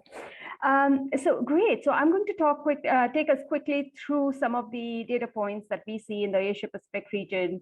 A lot of our work as Value for Women focuses on providing specialized advisory services. And just to give a quick background to some of you who might not be familiar with our work, we are a group of about 30 consultants. We are spread over 16 countries, speak multiple languages, and work with partners, mainly in the emerging markets. We focus on identifying new solutions that bring gender inclusion very much in the center of what business decisions and business impact is going to look like. Our partnerships are across the world, but a lot of them are based in Asia region as well as Africa region. Our partner engagements focus on providing specific solutions in sectors like clean energy, agriculture, entrepreneurship overall, and we try and work with our partners in creating solutions that they can practically apply to improve gender inclusion and intersectionality often in the work that they do, and how can they actually make those part of the organization's practice itself. So moving to what is gender lens investing, and I feel like, you know, we've talked about this several times since yesterday. Many of the speakers who came before me have already mentioned this, but the definition that we often end up using is adapted from the Criterion Institute's definition, and we talk about gender lens investing as the deliberate incorporation of gender factors into investment analysis and decisions. And the goal is really to improve the social and business outcomes. Gender lens investors usually apply this lens because they want to use their investments to contribute to gender equality, but also get strong financial returns. This is usually something that we focus on when we talk about gender lens investment. We built this framework last year in one of the seminal research that we did in the region. It's called our how-to guide on gender lens investing. It focuses on providing frameworks for investors in a very practical way of how they can actually start thinking about incorporating GLI practices into their work. And we talk about 3 entry points, you know, right from investment process to providing capital to how they build gender diversity in the firm itself. And again, all of these don't need to move at the same time. There are different entry points that they can tackle within the organization or within their firm at different points, and they can do it in big and small measures. So I know that there have been some questions on the forum since yesterday about how does one really start doing this? And there is no one answer to it. There are multiple entry points. There are various ways to go into it, and investors as well as intermediary and organizations can prioritize the specific things that they want to do at that point in time. But moving on to how this looks differently for different people, right? When we talk about the ecosystem, it's not just the investors and it's not just about capital allocation. It's as an investor, it could mean that you are investing more, you're allocating more capital to gender inclusive businesses, but it could also mean that you are incorporating gender inclusive practices in how you source your pipeline or how you shortlist the enterprises that you would end up investing in, or what do you do to make your portfolio companies more gender inclusive. If you are an intermediary, it could mean you're helping provide women access to markets, access to networks, mentoring, training, helping them basically grow their gender inclusion in any way possible. And if you're a business, again, there is an entire framework that we talk about, but as gender forward business practices, but you could be applying gender lens in your workforce, in your value chain or supply chain, in the market segmentation, or how you decide what to deliver as a product or service itself. So there are, again, multiple ways in which one could do this. What I'm going to focus in this segment is really on the challenges and opportunities in Asia. And I wanted to sort of bring this slide up because it speaks a lot in terms of how the gender inequality is across Asia Pacific. This is a research done by the McKinsey Global Institute. And what I found really fascinating with this research was that a lot of fairly advanced countries, socially advanced countries, or the ones that are economically advanced, you'll see that they are scoring pretty high on gender equality or inequality metrics on areas like physical security, which is yellow. Anything that's green is really good in terms of score. So you look at Singapore, which is really safe for women.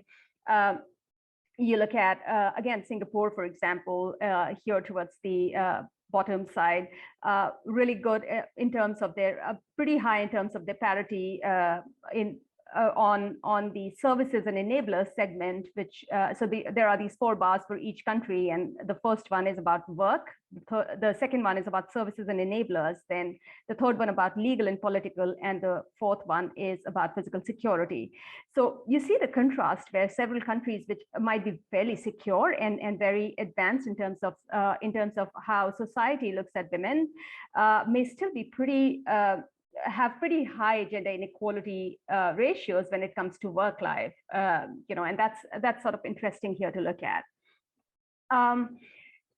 And these are myths that we come across on an everyday basis. We've had some questions on this forum as well, where there are basic questions about what contributes gender equality or not. How can men contribute better? What is it about gender bias? And we see this when we are, we encounter these when we are working with partners, even in work settings where, investors or organizations would often say that they don't discriminate, but there is, clearly they're not making it easier in terms of the practices that makes their work or their capital allocation more convenient for women. So there are implicit biases that exist. We hear often about not enough women being there in value chain, which is clearly, again, not a whole lot that investors can do about if you look at it, because there could be societal challenges, there could be challenges around how laws are written in a country, but it means going beyond and going beyond the obvious and looking at how women focused value chains could be brought up to speed, could be relooked at. We often hear about women not wanting to speak up or not speaking in the same way as you would see in pitch competitions, for examples. But I think my previous speaker just talked about this. When space is intentionally created for women, they do speak up. You just have to look at the metrics that you're putting them against. So conscious bias, obviously, it's alive and well. We see this, we've had an entire year and a half of the pandemic, and every time we talk about, who has the first right to a job, we see this, and this is sort of published data from 2019 from the Pew Research Center, which very clearly shows a perception across different countries. So are there solutions? Of course there are. We believe that solutions driven by women not just require more investment, they need more investment, because there is very little targeted investment that's going towards them. Again, allocating capital for gender lens investment does not necessarily mean that it will go to all the women enterprises that are looking or requiring them, because oftentimes capital may not be designed for all kinds of women entrepreneurs or women enterprises.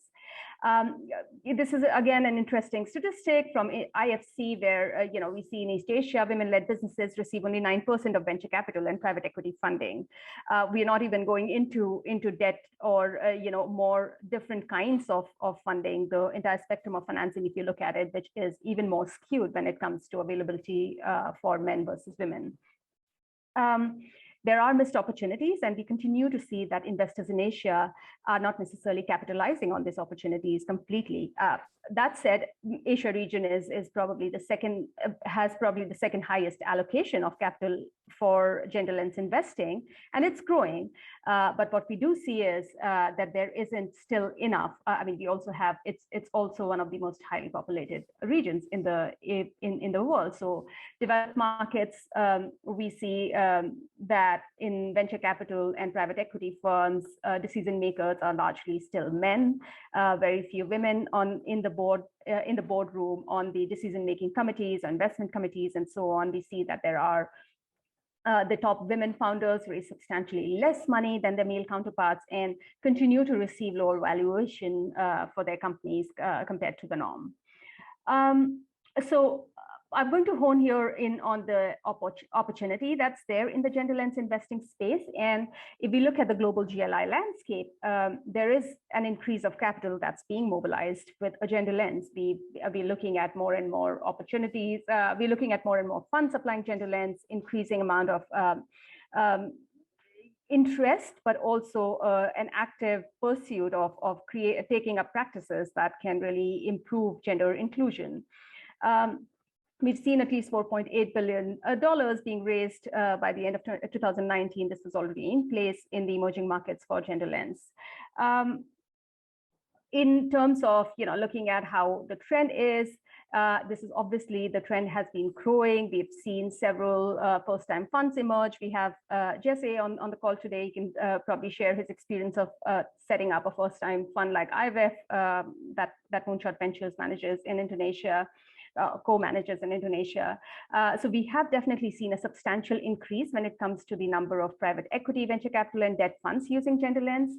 And hopefully this will continue to be on the rise. But what's also needed is what's done around this, right? So there is obviously more funds that are raising capital. In 2020, this number was 1.3 billion as per the published research by Sasakawa Peace Foundation. We've seen more private sector investors putting assets under management that are focused on gender lens investing. They're already in tune of 815 million, and so on. But like I said, it's not just about providing capital, it's about how do you provide it. It's not just through venture capital, it's not just through pure investments. It could be debt, there are grants, there are innovation challenges. So that entire spectrum of financing is something there needs to be a lot more done around it, and how it reaches out to women that are still find this inaccessible, especially in as we'd say in India, in tier 2 or tier 3 cities. The moment you go to out of the metros, how do you make this kind of capital accessible, and how do you make networks accessible to women? I'm going to come towards the end of my presentation right now, just given the time, but spotlight on two quick cases here. One is a spotlight on an investor, Teja Ventures here, which has been, they are a Pan-Asian venture capital fund, and they're focused on building she economy. It's founded by Virginia Tan in November 2018. It focuses on investing in technology companies in Southeast Asia.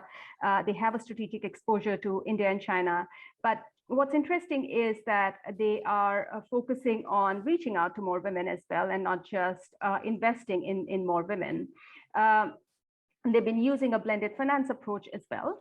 And then the second case that I wanted to pick up was the case of an intermediary, because our ecosystem is not just investors, but a combination of all these different players. Wilgrow Philippines, which has been one of our partners for us, as well as we've been working with them on improving their gender lens investment practices. They look at understanding women's need as not just one where they're providing capital, but they're also looking at creating more different ways of providing capital, as well as providing linkages to women that are ready and willing to approach VCs and PE. And finally, in public markets, we're seeing more and more gender lens vehicles emerging in the Asia Pacific region. As of 2020, there were 50 publicly available GLI products, and that's a huge increase. I mean, we have IAX representative on this session as well, who made us great stride in terms of starting the women-focused gender bond, right? So, and these are just few examples that are starting to come up, but there are many more in the pipeline as well. And the later part, a few other slides are here, which you guys can see later as this presentation is circulated, but these are just a list of resources and the funds that are already available in the market here. With that, Katya, I'll hand it over to you. Thank you so much, Aparajita. And I know it's difficult to bring such a wealth of information in a frame of 10 to 15 minutes. So thank you for doing this, and all participants, the slides will be shared so you can go into depth on this as well. Thank you for also pointing out the opportunity that is out there, and the different kind of capitals that are there and that we need to make available. And I would just want to turn it into someone who's probably hands-on experience as an entrepreneur herself, to just really understand and seeing, is this really the case? Do you see that investments are growing in women-owned businesses?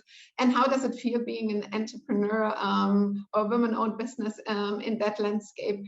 And I have the pleasure to introduce Nadira Yusuf, who's here with us wearing multiple hats. She is very interesting, I think, for particularly all ecosystem players, the head of ASEAN, which is the ASEAN Entrepreneurship Network in Malaysia. And so there are in every country in ASEAN these networks, which might be a really good entry point for some of the participants and investors to also collaborate with. But most of all, I'm pleased that Nadira is with us, as I said, an entrepreneur who has really launched many different ventures, and very recently a venture called KiddoCare, addressing one of the most persistent challenges that hold women back on participating equally in the economy, the challenge of the unequal burden of care services or care responsibilities that they have to take. Nadira, we would love to start our conversation and hearing from you. How did your journey as an entrepreneur go, and what kind of challenges have you faced, and what have you done to overcome them, and where you stand now? Over to you. Thank you, Katja. I'm always very happy to be here, and I'd like to first thank you and Women and Gobi Partners for giving me the opportunity to share on my own journey, especially in the fundraising scene. So, firstly, I'm Nadira Yusuf, CEO and founder of Kiddo Care. We are a platform that matches parents with personalized childcare and family care solutions. So I started Kiddo Care because I was frustrated that we were not solving the very problem that's causing women to leave their jobs, or their declining career advancement, and that's childcare. Yet we talk about the importance of diversity, having more women in leadership and politics, women on boards of companies, but we will never be able to build enough funnel of excellent women leaders if we don't solve that one barrier for women, that is access to safe, reliable, and flexible childcare. So I began my fundraising journey of Kiddo Care a year into the business. We bootstrapped, we had revenue, month-on-month growth. I pitched to seed investments and angels and VCs asking, and they were all asking about my exit strategies. Sure, I would love to think of how investors can reap benefits from their investment and how I can also make my own money. But really, a year into the business, all I wanted at that point of pitching was to ensure we built our fundamentals right and help as many women to solve their problems and do it with greater efficiency that we were doing. Right? So I remember those early days, I had investors telling me, oh, childcare, I don't think the market's large enough. Childcare, oh, my wife handles all those things. Oh, good presentation, promising numbers, but we'll have to discuss this internally, says a group of men, right? So in early days of our fundraising, the chances of meeting women leading any investment discussion was probably 1 in 50. Yeah, I've done more than 50s. So I knew it could not work in that stage of us, right? So we went on to equity crowdfunding instead, and we pitched to people who needed the problem solved. And within 2 months, we were oversubscribed. And we managed to turn our investors into our agents of change. So we had men and women advocating our agenda. That also helped us to scale our business faster. So at the end of our second year, we went into our second round of fundraising. That was for seed investment to build our technology because we were scaling. So despite showing our strong growth in the times of pandemic, proving our resilience, our overwhelming demand, the impact that we've made, for women, frontliners, and things like that, we experienced the same thing. So after months of rejection, we were lucky to find a government-backed investment. And they were very keen on how we were helping women generate income, right? So we've learned throughout our journey that we've been asked to fit into a mold that investors can identify with. Sell bigger, project stronger, dream larger. We've been told, and that's how men do it, right? Truth is, we can actually do all that because we do actually have all that. But we're also very practical. We build businesses because we want the problem solved. And to do that, we have to do it right?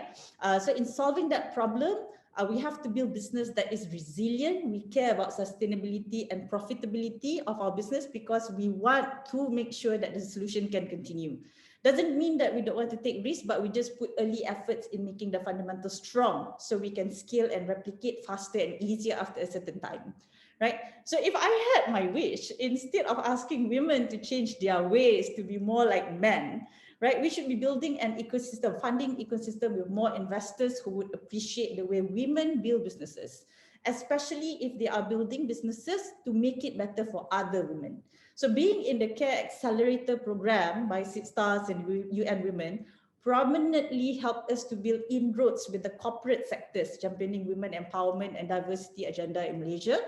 While we were providing them with innovative childcare solutions, we had opportunities to also advocate corporate investment into women-led startups, right? Especially in the care sectors, because this will bring great benefits to their employees and businesses. So they would retain and attract millennial workers who are young parents anyways, right? Retain and advance women in their workforce, achieve their own business benefits, so reduce losses due to absenteeism. So the investment would also see faster and greater returns by promoting us into their ecosystem and communities, while the impact to the society, especially women, would be exponential.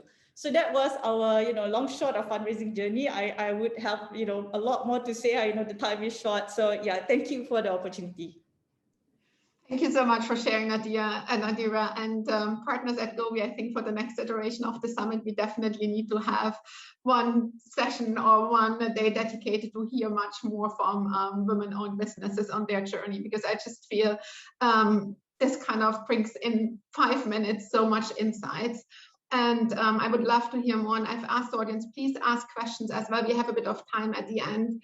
And what we're going to be doing with the next speakers is kind of keeping the picture of Nadira and her venture in mind, and just looking at different actors in the ecosystem, seeing how some of these challenges that you face, Nadira, could be overcome, maybe through solutions that you have to offer. And with that, I'm really pleased to turn to Jessie von San, who is joining us today from Indonesia. And we heard already from Aparajita from the great work that you're doing in Indonesia, particularly to support early state ventures. I'm not going to go in all the technical details because you're going to be answering the questions to us. If Nadira would have come to you really early on, what could Moonshot have done to support her and really overcome some of these challenges? Over to you, Jessie, to share us a little bit more what you are doing with your great organization. Sure, Katja. Thank you so much for the very kind introduction. So indeed, we are I work for Moonshot as a venture partner, and we are a VC based in Singapore. And together with the Indonesian-based organization YCAP Ventures, we run the Indonesian Women Empowerment Fund, which is a VC fund that invests exclusively in women entrepreneurs. So yeah, in our experience, and also my personal experience, having worked for the past 10 years with startups in South and Southeast Asia, there are some differences between women entrepreneurs, but generally I would say these are the gender differences are less than the differences among individual entrepreneurs. So while I indeed can recognize Nadira's journey, at the same time, I think there's a lot of women who pitch themselves in a more manly way, as has been mentioned a couple of times during this event. So while we are, of course, only investing in teams, in the founder teams that have at least one woman on board, at the same time, we try to give our support in a bit more agnostic manner. At the same time, what we see is that one of the, and it also has been mentioned already by Aparajita, sorry. One of the differences that we really see is the support from the environment. Whereby with male entrepreneurs, although there too the environment can be a little hesitant on someone taking the path of entrepreneurship, with women this is even more the case. And that reflects, among others, in a clear funding gap. So what we have seen is that in the past years, a lot of non-financial support has come up for women entrepreneurs, which on itself is great. But the feedback that we are getting from our investments and potential investees is that next to this non-monetary support, it's really needed that there is also early stage investment. So simply, it's great that people are helping them in running their business, but they need some money to do it too. So for that reason, we basically decided to invest as early as people who have an idea without even having a company built. Many of our investees are first-time founders, which I think generally applies to women often simply because there haven't been so many yet. So that means that for us, it goes hand in hand. We both provide the funds, which we can do at a very early stage. And at the same time, we support in the whole journey of building a business and raising funds, which indeed can mean that sometimes a business has to be positioned a bit more aggressively than what an entrepreneur by nature would do. It's just one of the potential outcomes, though. Thank you, Jessie. And I think we have heard before, and I really like you sort of obviously having that role in early stage investment. And I think Vicky opened us up yesterday by saying, or sharing some inspiring stories of really women coming together and bringing funds out to really support very much enterprises in this early stage. So I think it's great to see that organizations like Moonshot are there. We've also heard in the speakers before, I think, who said one of the action points to take is creating a database and a list on very early stage ventures, and really keep following up with them to make sure that we nurture them to move to the next stage.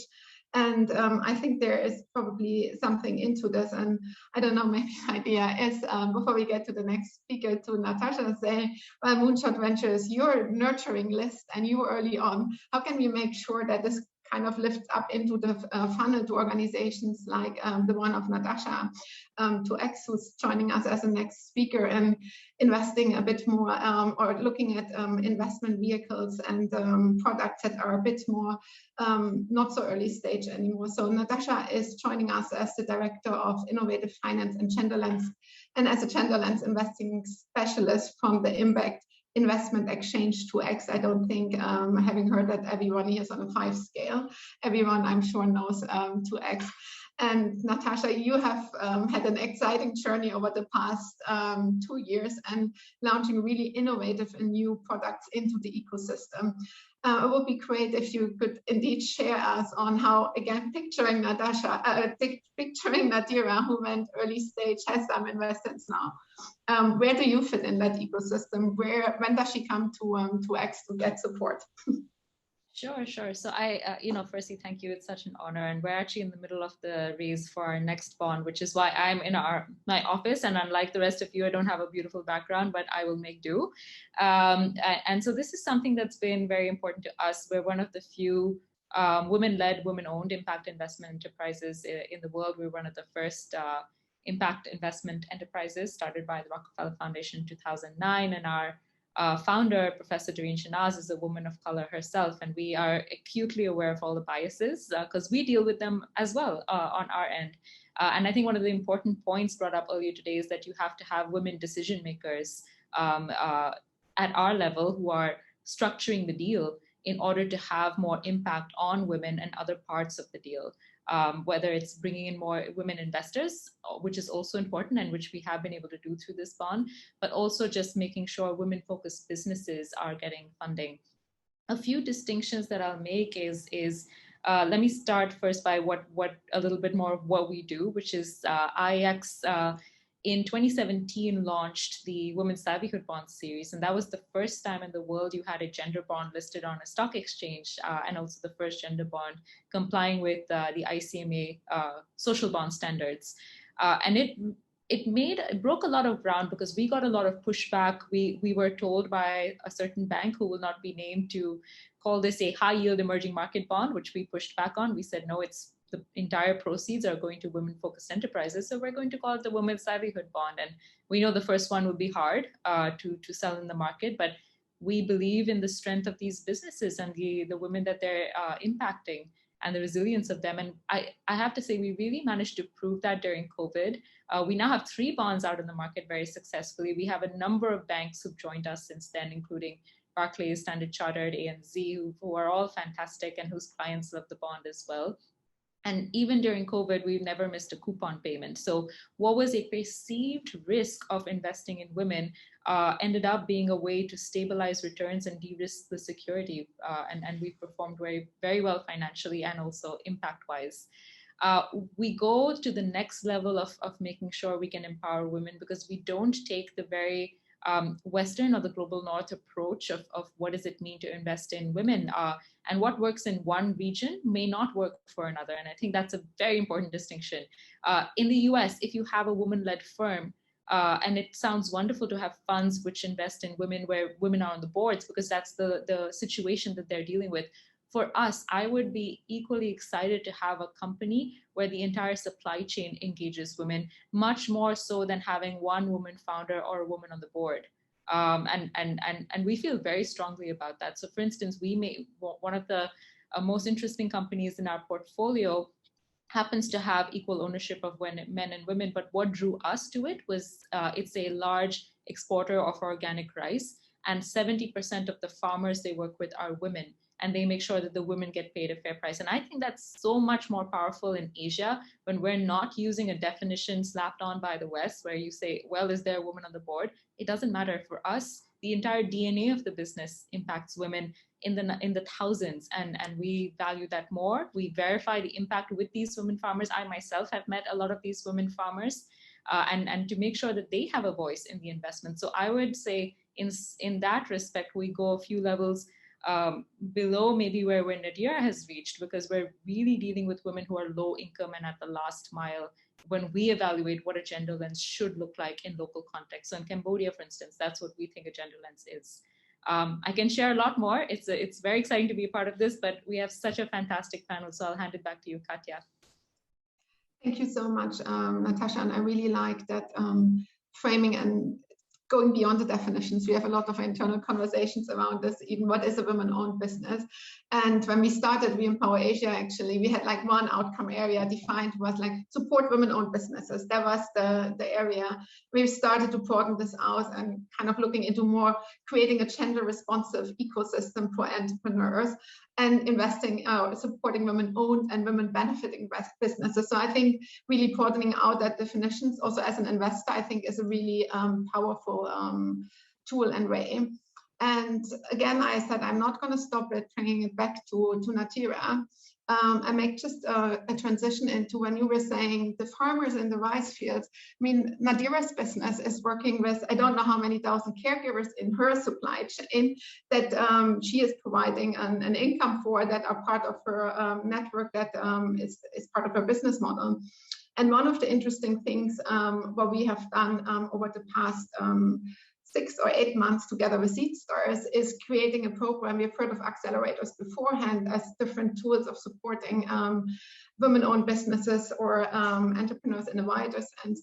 And this program, and our next speaker, Anurag, can talk a little bit more about this, is really about bringing ecosystem or entrepreneurs together that are in one sector and identifying really what can they also collectively together learn from each other, but really looking deeper into these supply chains or value chains that they all have, in this case of caregivers, and what needs to be done to be also responsible as an entrepreneur themselves to create more inclusive businesses.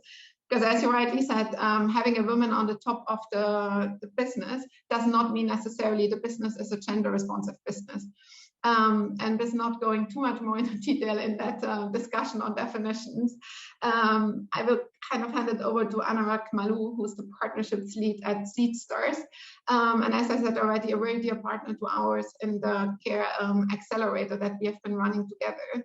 But I think Anurag can bring a much broader perspective, particularly on the role of partnerships within the ecosystem of investors. And we have heard from Alice, I hope I pronounced this right, beforehand, who's the CEO of Seed Stars.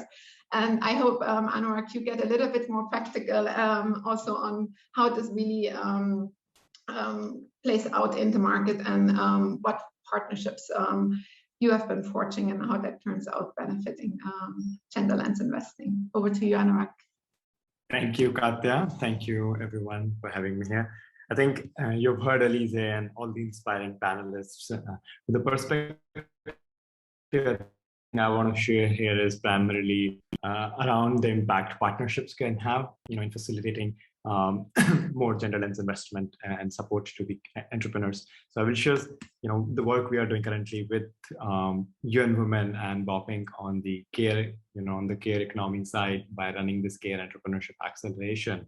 The goal is to create, how do we, facilitate more investment opportunities in the care economy and creation of more, a better environment from a policy perspective and investment perspective for these care enterprises in Asia Pacific to really thrive.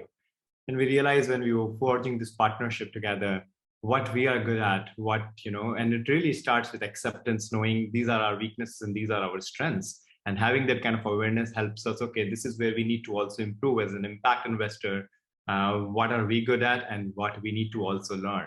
So I think this journey of putting together this care acceleration, program has helped us looking at from an entrepreneur lens also and from an investor lens. what these entrepreneurs need and what these investors also need, like Seed Stars. And how do we also improve our own capacity in supporting these care entrepreneurs? So I think it's been a great learning experience ourselves as we continued working on this program, on various elements of this program, to keep adding more value in building the whole care economy ecosystem. And this is something, a start we are doing. This is not like that we have figured out all the solutions. As we are learning and understanding the challenges of entrepreneurs through this program, we are able to get a better perspective of what really needs to be done, what kind of investor sensitization needs to be done, what kind of action items that needs to be taken afterwards once this program is done, what kind of biases are already existing in our program right now, from selections to at every stage, and how do we remove all of it? So we are not perfect, but I think in this journey, we have learned ourselves so much that we are trying to share now. So what we are doing is, as part of this, is also engaging a lot more investors who have a similar perspective, who wants to look at from a gender lens their own investment thesis, how we can engage them into this, into this care economy ecosystem, take their support in building this community where they feel that they also have same responsibility, not just Seed Stars or UN Women or Popping or one or two organizations. So our goal is like forging those kind of partnerships that allows all these investors and other ecosystem players to come together and actually support eventually all these care enterprises as part of this care entrepreneurship program for now. And I hope we continue as we start reflecting more on this program and what we are all doing in our investments, and remove all the biases, really bring in the gender lens perspective to, from the capacity building perspective on the entrepreneur side, but at the same time on your own, investing. So I hope that will allow us to be more inclusive and I think more, I will say, really a great partner to an entrepreneur, who is building a business that is something in a very niche sector. So I think I'll stop here, but if Kathy, you have any follow-ups, happy to answer.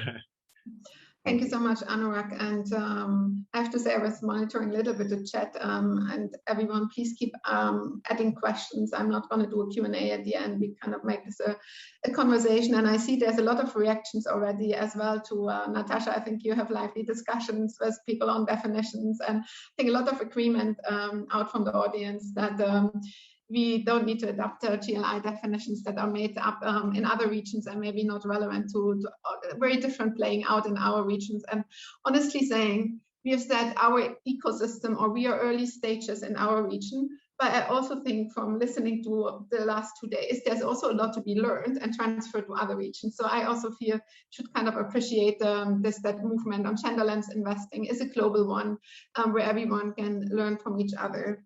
I also saw in the chat someone was saying we don't need a gender battle, we need allies. And I think this is a great one. And that's why I'm also so pleased. I mean, this is a panel where men and women discussing about gender, and it's also not only a binary discussion, right? We could go even further on this. And I don't think we really gonna make this a gender battle, and I think that's not the purpose of this summit. And certainly everyone that is here, I feel, is a believer that we want to move this in another direction. And our next speaker, Lotte Marie Brouwer, who is the gender lead at the bottom of the pyramid innovation center in the Netherlands, is I know, a very strong believer in that. And I think one of the things Lotte Marie will share with us from the work that Bob Inc. is doing is really what can ecosystem players do to create really an equitable playing field, an equitable ecosystem, because it's not, as we said, as a gender battle, but it's making sure we create an equitable ecosystem where everyone can flourish in. Lotte Marie, it would be great to share a little bit more about your journey, I know, which was also an intensive one over the past 2 years in the world of entrepreneurs and investors, on how to contribute to that ecosystem building. Over to you, Lotte Marie. Thanks so much, Katja. Really happy to be here. So yeah, what I want to zoom in on right now is this question of, like, if we want to get money in the hands of women-led or women-focused enterprises, how can we then make the whole ecosystem more gender smart? And we've been talking about the ecosystem a lot here, but what I personally mean with ecosystem is, of course, you have the entrepreneurs, you have the investors, other finance providers, but you also have accelerator programs like, for example, Seed Stars. You have NGOs, other support providers, you have membership organizations, policymakers, and all of this combined, we need to try to come up with an ecosystem that actually make women entrepreneurs and women-focused enterprises thrive. So as WEP Inc., the organization that I work for, we've been trying to do this, to work with all these ecosystem players and making gender inclusivity and gender equity practices really practical and really action-oriented. So I'm really happy as well that we got to partner around this with UN Women in the last 2 years. And we created actually this ecosystem program, which we called WeRise. And we started by creating very practical toolkits, both for entrepreneurs and accelerators. So we've been co-creating these toolkits together with entrepreneurs and accelerators in Asia, but also in Europe. And what came out is, I think, really nice tools that we can also share later with you. But for example, on the entrepreneur side, what we've been going into is looking at, okay, so what is then your actual finance need, right? Can we dig first into the numbers and what finance do you actually need? Then looking at the business stage that you're in and all the different finance providers out there and what could be a good match for you. And maybe can you actually start also doing your homework, listing what would be right for you, the amount, the type. Can you also reach out to investors that maybe have a gender lens? And the interesting thing is that in our journey, we learned that there are actually groups of women entrepreneurs that are connected to each other. And they also have lists. Like we heard about investors having lists of enterprises, but entrepreneurs also have lists of investors saying like, oh, I pitched at this investor and I got such sexist questions. It was not okay. This is now on the blacklist. You shouldn't go to this investor. So it's also interesting to hear that perspective, right? That entrepreneurs are also thinking about this. But then we also want to go beyond just looking at women-owned enterprises and also dig deeper in how are you now benefiting both men and women in your business. So also looking at your leadership, your workplace, but also your marketplace. Like, are you focused on women and men as customers? How are you doing your marketing? What channels are you using? What images, what messaging? Really digging deep on these practical issues on how you can also be more gender inclusive as an SME yourself. On the accelerator side, we've been going into how do you do your outreach? How do you do your selection? So again, like what selection criteria do you use? Do you use terms as you have to be a fully committed full-time founder, which might, you know, exclude some women that also have a big care duty?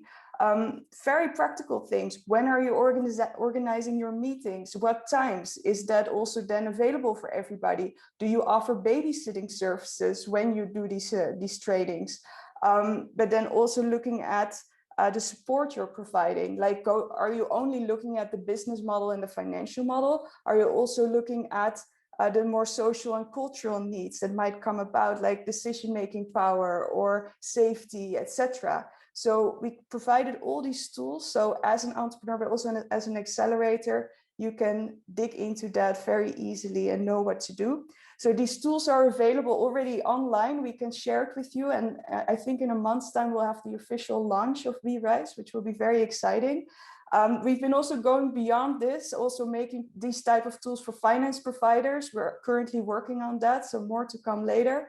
But I think also looking at time, my main message here is that gender inclusivity doesn't have to be difficult. So if you're an entrepreneur, an accelerator, or an investor in the school, and after all these talks, you still kind of feel like, oh, I don't know where to start tomorrow, then reach out to us. We're super happy to help you, because if we really want women entrepreneurs to thrive, I think all of us have a role to play in becoming more gender smart.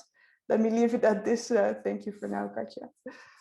Thank you very much, Lotte Marie, for bringing some of the very practical solutions that hopefully some of the accelerator partners here in the room really going to be benefiting from. We will put them in the chat in a second. I've asked already to make sure that the WeRise tools are coming up here. We have a couple of more minutes, and I will have the honor to close this session, but also kind of take it over in closing the whole summit. So what I would like to do quickly before we close this session off, I would want to get the audience in here in two ways. So one, if there are still questions next to all the conversations that I see greatly ongoing in the chat, please put them in the Q&A. I would also like to ask you to take out your Mentimeter again. You should be still good with the code from before, but we can very quickly also bring this up on the screen, because we have one question that we want to pose to you is, from listening to all of this, what actions does it take to get more investments into women-owned and women-benefiting enterprises? So here we go, we get into the Menti. Does everyone has the code 73019899? Just go to menti.com 73019899. So let's see if we get more actions just to close up this session on how to build a more gender inclusive ecosystem where women-owned businesses and women-benefiting businesses getting more capital and investment, mindset shifts, raising awareness of GLI, more commitment and measurable goals. That's great. We have been talking a lot about transparency and target setting and ESG, for example, yesterday. So definitely that is an important one. And with that, I would really like to thank the panel. I would like to thank Claude Marie, Anurag, Natasha, Jessie, and Nadira, and also Aparajita for really making this what I found a very interesting panel and conversation. And with that, I would like to just take a second to really appreciate and have us a little bit of a reflection moment of the 2 days that we had together. I think it was the first time that we have organized something like this. And I think it was a couple of months ago when Gobi Ventures and UN Women came together and formalized our partnership. We said, how can we jointly contribute together to really make this a movement? And I think this was the first step and attempt to really bring the ecosystem together of believers, and I hope moving forward we will be able also to do this to bring also maybe the non-converts people into this conversation and make sure we make this really a further movement. I think we have heard from all of the speakers today, starting this morning. I've indeed scribbled a lot of notes, kicking us off with a message from the EU, which I think is an important one as well to reflect. And I think we heard the importance of blended capital also a lot, and the investment of public backing or government de-risking is an important one in the space. So great to have heard this in the morning. And then Sarah and Shelley from the Beyond the Billion have really inspired us, I think, to see the opportunity, what is possible. And I think that went on with a great conversation that we had with moderated by Paul, with different speakers from ADB, from UN Global Compact, from ADBN. And I think one of the things that I noted down out of this session, and I think that's a nice way to also close, and then we think kind of the way what we have discussed. I think we started off with the women's empowerment principles and a way how people can take commitments. And I think someone from, I think Rashini was it, who said she pictures what can investors or players in the ecosystem actually do in a very value chain approach. They can think about being in their own organizations, how do they structure their workplaces, how many women do we have in VC firms. We've heard like the scary statistic that only 73% of VC firms in Asia have no female partners. Definitely that is a way to really move forward and shift more women in decision-making positions. But we've also looked at really deep the value chain of investors, if you want to put it that way, on how to structure investments, new innovative finance tools, but also very traditional tools and make them more gender responsive. And I think the last point, if you want to put it that value chain approach, is being an advocate, mobilizing your own ecosystems, your peers around you, to really make sure that more awareness is raised. And I think someone mentioned this also in the chat, more awareness about this. And this is also for us really an objective for moving forward as UN Women, but also with Gobi. And I think a lot of partners in here today, you want to make sure that we can move this forward next year as well and have another session and exchange and keep that ecosystem growing. So I would love to hear a bit of reflections. I have 3 questions, and I hope everyone please stays on because they will really inform on how we can take this forward and also how help us to mobilize resources from our partners to move that forward. So if you can try the Menti again, and if not, then we'll do it just in the chat and just kind of one key takeaway for you over the last 2 days. What is one thing that you really kind of opened your eyes, or that you think we should do more of? Just one message. Let's put this color picture that we also can share with others and potential partners to keep that moving. Why are these exchanges important? What does it bring to us? One key message. And again, if not on the Menti, please feel free, just type in the chat. Accelerate our efforts is a nice one. Collaboration, here it is a lot. Ecosystem lives from that collaboration. Partnerships. I think one of the things that came to my mind as well, sort of who we not have in the room for now, is government partners. And I think that would be good in the future to make sure that also, I mean, we had the EU in the room, but also our governments here in the regions, I think, are really stepping up and really want to be more innovative. We've heard a bit on ADB on how their collaboration with governments works. Allies, yes, we said that, we heard this a lot. Allies building no gender battles, impact first, demystify. Great. One of the things I would like to ask as well, we were sharing that work cloud, I think might be nice also for others to see. We just want to obviously also know how beneficial was this summit for you. We want to move to the next question on Menti, just kind of getting us, did we get new impressions, new learnings, maybe just see this also in a broader sense, not technically knowledge, but also relations, hearing from others. Great to see that people are benefiting from that exchange. It's also one of the things, maybe getting also more women entrepreneurs into that space, or entrepreneurs in general, would be great, because we know that that network building is such an important and essential one. And I think we haven't heard a lot from entrepreneurs. I'm happy that we had Nadira here with us, but I think something we can definitely also move further moving forward.